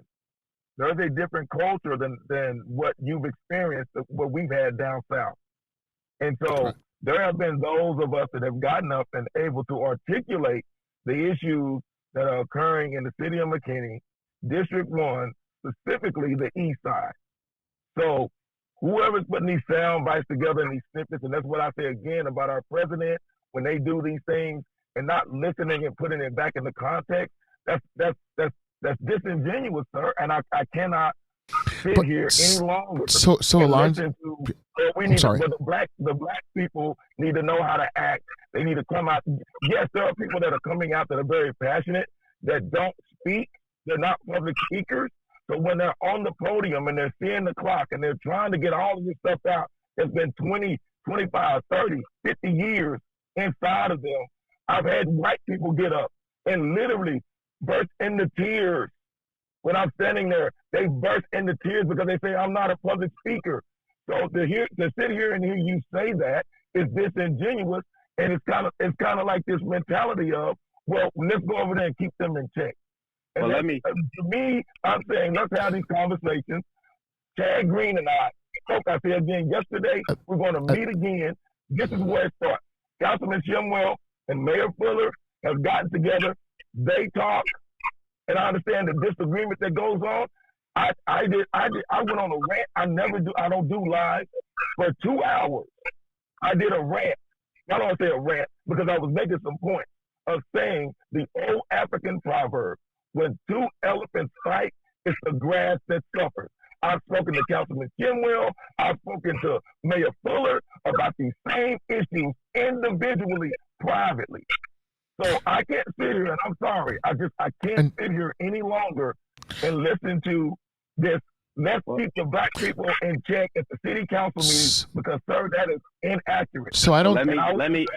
I apologize if you thought I was saying keep someone to keep you in check. I was actually asking the councilman if he thought that it was okay to be I guess disrespectful. Like in my house, that wasn't. I don't know, south or east, west, north or south. You know, I mean, if you're basically talking over a superior, or you know, whether that's black or white or whatever, I think black people have a very clear moral compass in relations to communicating with authority, when we want to, but when there is a passionate, but that kind of goes away if it's something that really means something to us, and so we can discount that, Alonzo. And I'm not sure that that's right. So that's my question. Let me answer you if I may. So one, you said superior, and authority. One, we're both elected officials, elected at the same time, and we both carry one vote. Now, he is the chairman of the board, but he is not my superior. Now he does run, and that's the what meeting, I mean. But when I have the floor, I have the floor.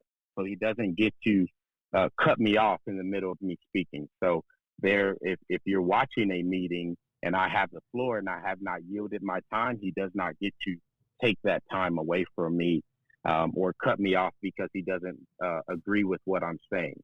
I do have the right to speak. I'm an elected official. And just because you don't agree with what I'm saying, you don't get to adjourn the meeting in the middle of me talking, and you don't get to take my time away from me. I am elected by the people, for the people, and I have the right to speak whether you agree with what I'm saying or not saying.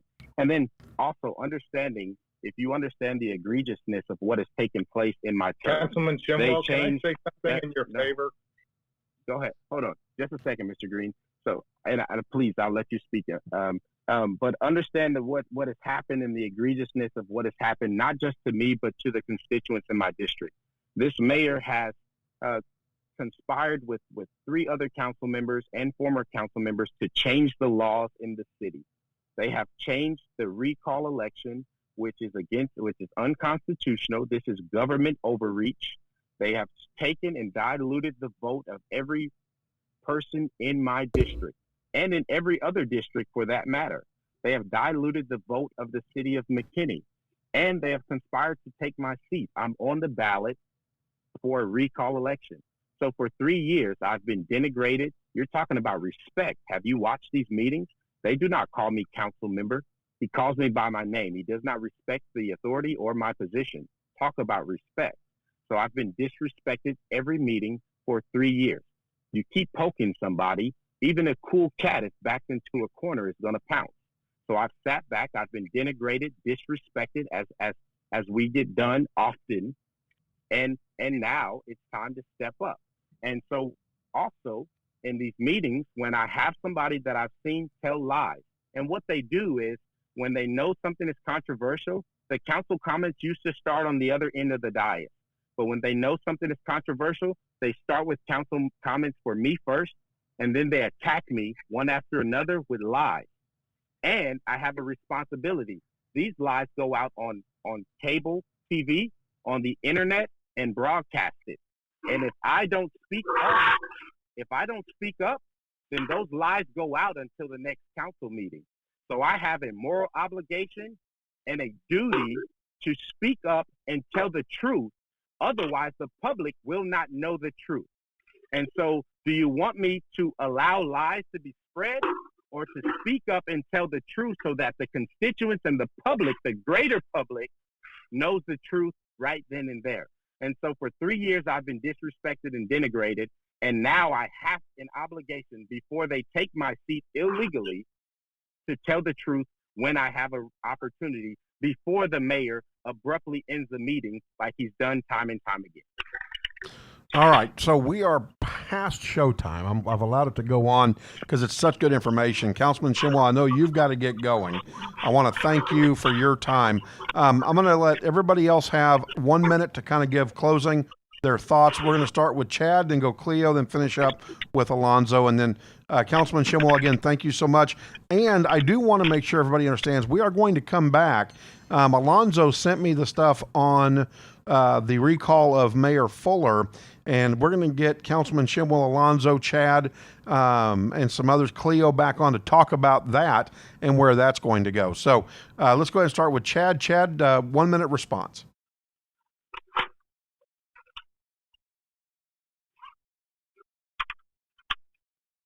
Yeah, I would like to say that Shemwell, Councilman Shemwell is not incorrect about this.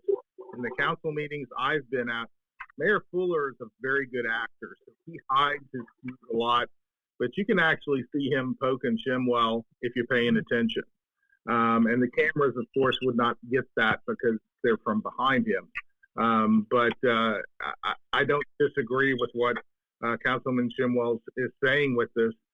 I wish, because I think the advice is good at the same point, I wish you would calm the rhetoric down a little bit, and you would have, especially on the conservative side, you'd have a whole lot more support because you're right. I do believe that your recall is unconstitutional.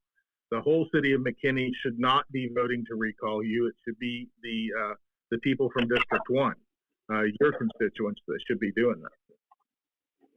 All right, Mr. Green, anything else? No, the only thing I would say about the statute, I think we're kind of getting away from that, is Throckmorton was really impactful. Not only was he a Texas Ranger, at 17, his father died and he got involved in politics at that point. He was a senator. He was a full-on unionist all the way. And his primary concern was always protecting settlers from Indian raids. And you can see that throughout his career, even as governor, that was his main concern. He and Sheridan got in a lot of disagreements over that because he wanted Sheridan to move the troops from the interior of Texas along the frontier to protect the settlers from Indian raids. And also because the military authorities would not obey the civil authorities that were going on. So I'm not saying that some things that Throckmorton did wouldn't be incredibly disagreeable today, but for being a doctor, for being a lawyer, for being heavily involved in the Texas Revolution, I mean, the guy really should be respected more than what is happening in these incidents. All right, and we may jump the whole question of Throckmorton and his character and his motives on the 13th, 14th Amendment another day. Cleo, final comments, final arguments. I guess my biggest point. Can you hear me? You came in and out. Now we can hear you. Okay, I guess I could say my biggest point with the thing is I do not feel like Councilman Shemwell actually de-escalated the rhetoric, especially that one time when he was in front of the Mckinney courthouse with 100 other people talking about George Floyd and the statue and saying how all of this is systemic.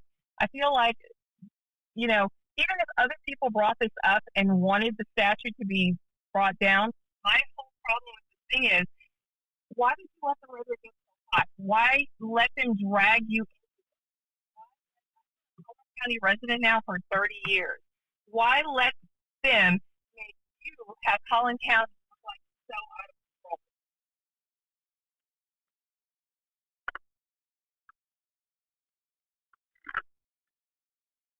control? Well, I think we've lost Cleo. Alonzo, final arguments, final comments. Well, I don't have an argument. Comments. My bad. Comments. Yeah, some clarity. A couple of things. One, again, knowing the culture of McKinney. McKinney is truly, their motto is unique by nature. McKinney's unique by nature. What's happening is that you have people that don't know about the culture that is taking place. I'm gonna end with a story here. There was a lady by the name of Miss Beatrice Bailey. Her mom was a school teacher.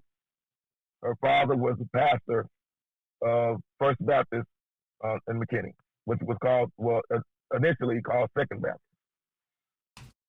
She was the first student to desegregate, because it hasn't been integrated, to desegregate MISD. She was also one that desegregated downtown. This lady is in my mother's generation, this age group.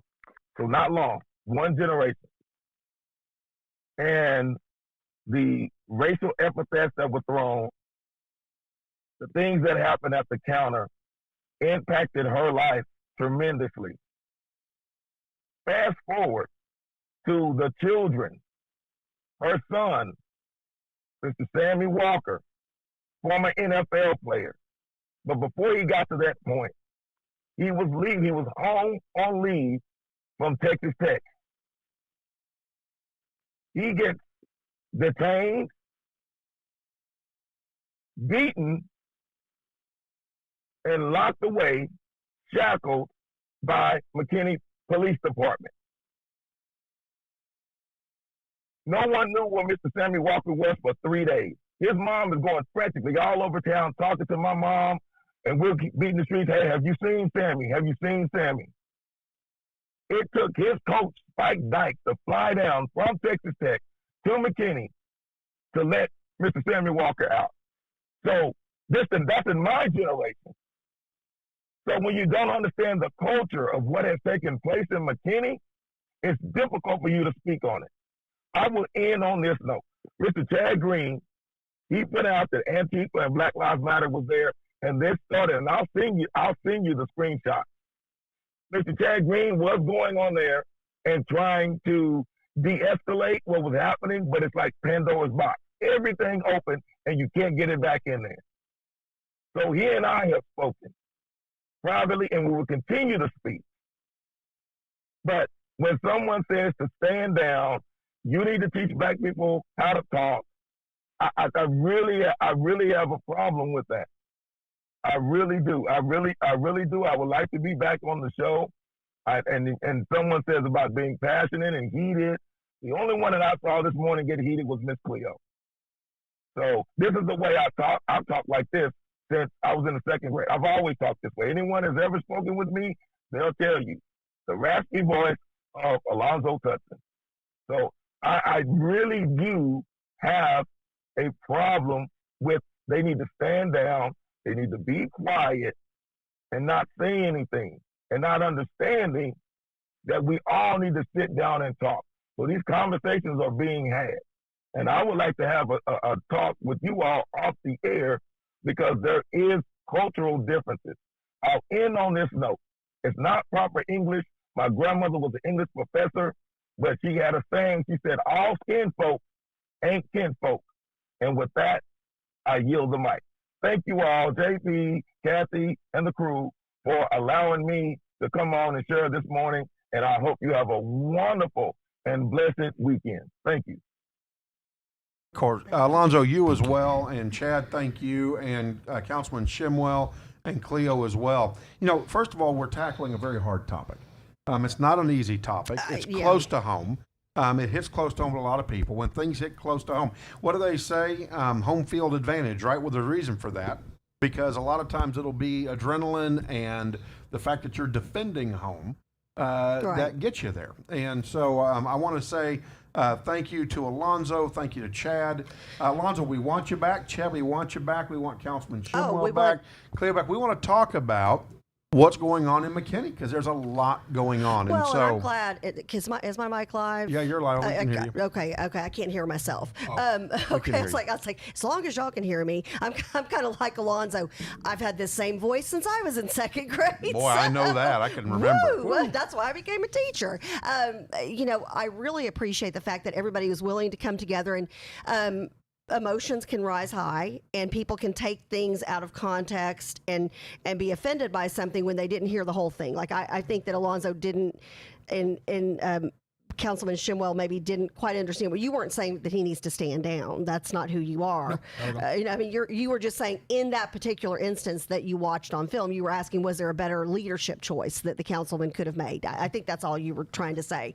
And not that I have to defend you, but you know, you're my friend, and I am. You know, I'm the mom. And it's not about defense. And I get what Alonzo's saying, though. The culture's different, right? So, and I get what Shemwell's saying. What they're saying is, I don't know that I disagree with you that you're right. There should be a respect factor, but when you put up with it for so long, at some point, it's so disrespectful on the other side. And it's kind of like when if you've ever like been in a fight with your spouse or with somebody in your family and you've held something in for so long, you know, it's like kind of, and I heard that today. That's what I heard.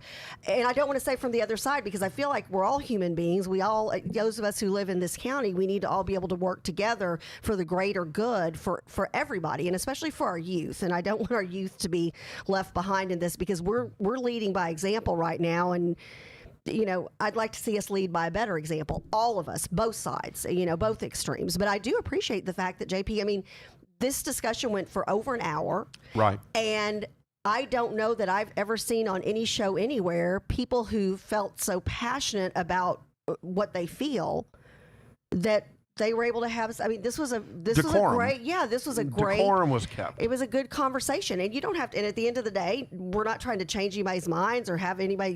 You agree on this and you agree on that. But as long as we can start that conversation, I think we started it today, and everybody's agreed to come back.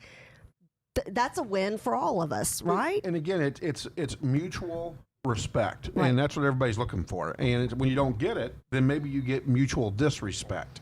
And the question is, do you have to rise above that? But then the question is, well, if you never can have your voice heard because of the disrespect on one side, then what do you do to match it? And I think that may be a big question that comes out of all of this as well. Well, and I'm looking forward to going on tour with Alonzo. Oh, I am as well. Yeah, we'll be in contact we with appreciate Alonzo. that, so thank you for that. Yeah. All right, we're going to bring Colton Scudder on. He's kind of our PPE, and I'm going to put him right here in my chair.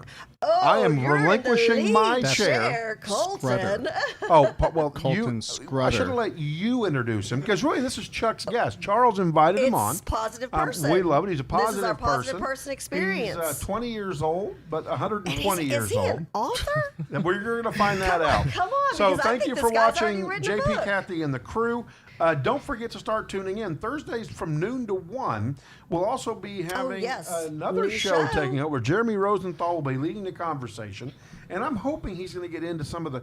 We should call his show like Crazy Criminals and the Stupid Things They Say and Do, because he's experienced all of them. And I'm going to ask Been there him. and done that. Well, next Thursday I'm asking about his prostitute. Oh, Yeah, and I'm going to there's drop a it lot at that. more to that. Jeremy, you're welcome. Yeah, I'm going to call it your prostitute, Jeremy. We're going to talk about that. That's way too much fun. No names, of course. With that being said, have a blessed weekend. We'll see you on Monday. All right, come on in. Yours. All right, Colton. So let Well, him get his headset. If you want to This was a good time for you and Corley to talk a minute about what you thought. talk about what? Let Corley say something about what Go he right experienced ahead. with all of that. Oh, Yeah, what are your thoughts? What are your thoughts? I mean, I'm still probably where I was when I started. It's hard to kind of just shift gears in the middle of your life, in the middle of anything. You know, and I think it's a special person that's able to do that. But it's so needed. It's so very needed right now, with not just, you know, with like family. So like I was thinking over the weekend, Kathy, like the statue thing, and Colton, feel free to jump in here anytime. Yeah, I mean, yeah, you heard the whole discussion. He's like, oh, no pressure. Look at that smile. Look at this guy. He didn't have Look at this he didn't have the headphones like you guys. So just real quick. So I was thinking like, okay, so let's say you get in a new relationship, Right. and a lot of us are divorced or second time around. Right. At least 2 girlfriends, right? You're like what, 19? I don't know. Anyway, so He's 20, so Right. I don't think any marriages yet or divorces, so let's keep it that way. Nice. No, Let's hope so. marriage will be good. Marriage will be yes, good. that's right. So you know, you get in there, and this person has, you know, come out of a previous relationship, Right. whether man or woman, Yeah. and you know, and so you start living together, and you go in the closet, getting your clothes in there, and you're like, hey, who's this sweatshirt? And that person goes, well, that's my ex's, and you know, kind of want it around, you know, because you know we've had a long time together, and it means something Oh to me. my. Well, I mean, so like, you know, there are sometimes pictures around of other Right. people, or maybe a little figurine of something, and it's like something that means Some something to them. memento of a past time. Right. Okay. So no more can you discount their feelings than you kind of have to either have a different way of thinking to understand how they can want that in the house with you there, Right. or it's just not going to work. So if you can think about that, and then say, okay, how can we live in this house with this tiny little thing? It's insignificant to our relationship and where we can go, what we're going to do, but it's really bothering me, because it represents reminds something for me that's not as representative for her.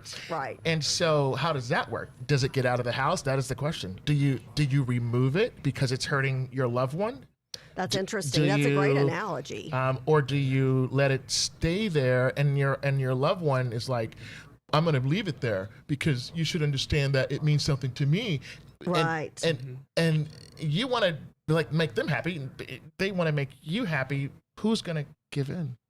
Yeah, well, and again, it's not a question that can be answered Correct. and solved in 1 hour on JP, Kathy, and the crew. But here's something that when JP and I took this leap of faith and went from the radio world into the podcast and the production and network world, one of the things we wanted to be able to do was bring serious conversations. And again, we weren't under any false pretense that, oh my goodness, and people are going to come on the show and everybody's going to go away singing Kumbaya. But maybe, and I know there were a couple of things that were said from both sides that made me go, I had not thought about that.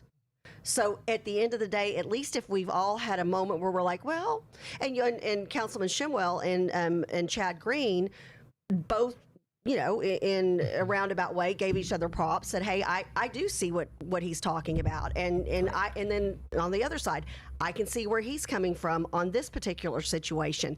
So maybe if we can start finding the issues where we agree on and build on those. Is that a crazy concept? You know, and I'm not trying to be Pollyanna or like think that we can live in some utopian society, but I think if we could have more hours in the media where you have 4 people who are super passionate, who are, you know, educated, who feel very strongly about their position. If you could have 4 people like that come together and have a civil discussion, then let's say that's in the win category. again, you don't have to change anybody's Win-win, mind, right. but let's have more of those positive opportunities. And speaking of positive opportunities and positive Nice segue. people, thank you so much, Mr. PR guy. Positive person experience. So Colton, so introduce yourself, and then I believe you're an Eagle Scout, which props for that. My son's a star almost life, but anyways, and I don't know that I'm going to get him past. I did the Cub Scout mom and the Boy Scout mom and everything. And I love the world of Scouts, and my daughter was a Girl Scout and was just very involved in that whole world. I will admit though, campouts. So You went camping? Well, so let's define camping. So I would go to the camp out, and it was always somewhere within like an hour and a half, 2-hour drive from home. I would be there until sundown, until we finished whatever fireside, ceremony or thing we did. I would drive all the way home, get a shower, get freshened up, wash my Scout uniform, and then go back the next morning. That's called glamping. Glamping, I think. Okay, so there you go. So I just, full disclosure, I just had to let that be said. That wouldn't fly in Boy Scouts, would it, Colton? Oh, well, No. that's what. Yeah. Okay, so there you go. So I had to get that out of the way since I've got an Eagle Scout in front of me. But And you can talk congratulations, closer. because that's huge. That's huge. And yeah, Colton, if you'll pull the mic a little bit closer to your mouth, introduce yourself and let us know. Okay, you're 20 years old. You are our positive person experience. So we always like to end our Friday show. Last week we had Miss Texas on, who we just love dearly. Thrilled to have you ending our show today. Give everybody some hope. End us on a high note. No pressure. No pressure. But first of all, thank you for having me. You're welcome. My name is Colton Scrudder. I went to Cistercian Prep in Irving and now go to Georgetown. I'm an Eagle Scout, which I'm taking a step further. Next week, I'm moving to off-the-grid Alaska to work with a sled dog team for the next few months. That is so cool. Wow, that sounds like a remote. That's like a remote reality video. to- Yeah, we're gonna have to Yeah, get you like- to send we would some love stuff. you to remote a picture of the dogs. Oh, yeah. totally. Oh, yeah. That's so cool. Okay. Yeah. But so for the last 7-8 months, I've been working on a project and writing and publishing a book. Right. So I have a rough draft that I've written, and it's been really interesting, collecting interviews and talking to people, since I think like with an issue that can be divisive. Right. Like we were just talking about building a community, and hearing Right. it's so easy to try to condense your thoughts into a 240-word tweet, where the only time you'll know the person is only thing you know about them is their profile picture, maybe, and like, is that really their profile picture? And yeah, how many filters?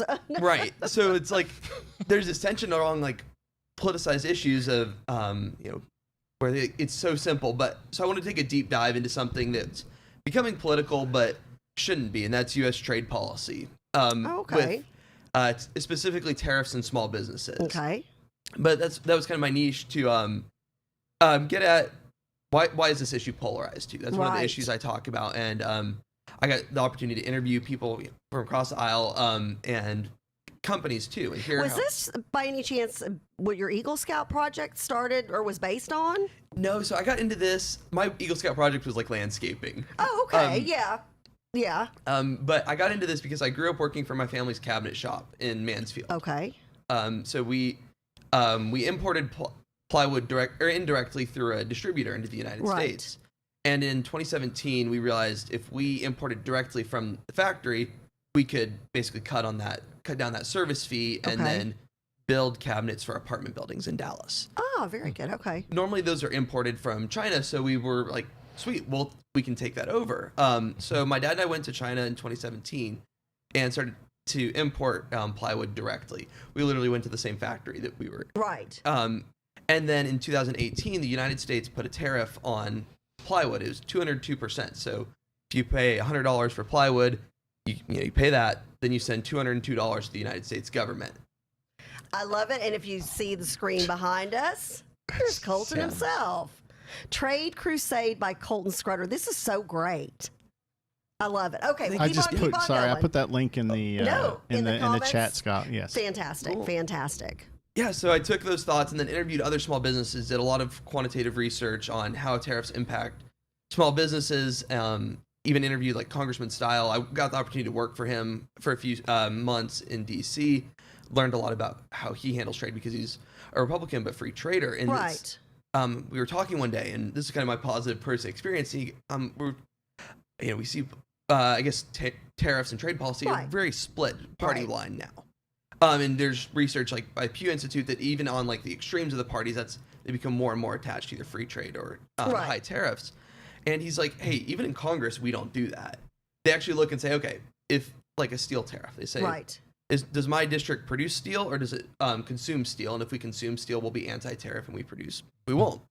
And so as I'm building this project, I'm realizing, okay, if Congress can even make this not political, there's hope for the rest of us too, right? Like, because everything's political in Congress. Exactly. So, but we can look at them and see, well, they're not making this a politicized issue, but they're just basing it off of what's good or not for them.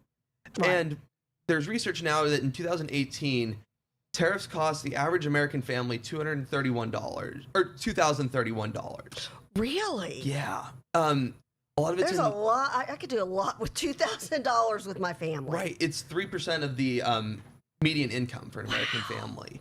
So we're seeing it's a huge cost that we're not that people don't really know about. Right. So if Congress can look at it as, well, let's do what benefits us, we should be doing the same thing. Let's look at how tariffs benefit us. So that's what I try to explain in my book is what's going on here. Just tariffs are kind of seen as like a magic cure-all, don't really have like personal impact. So I try to tell the stories of people who've been impacted by tariffs and educate through that. And this is from a small business perspective, right? Right. Yeah.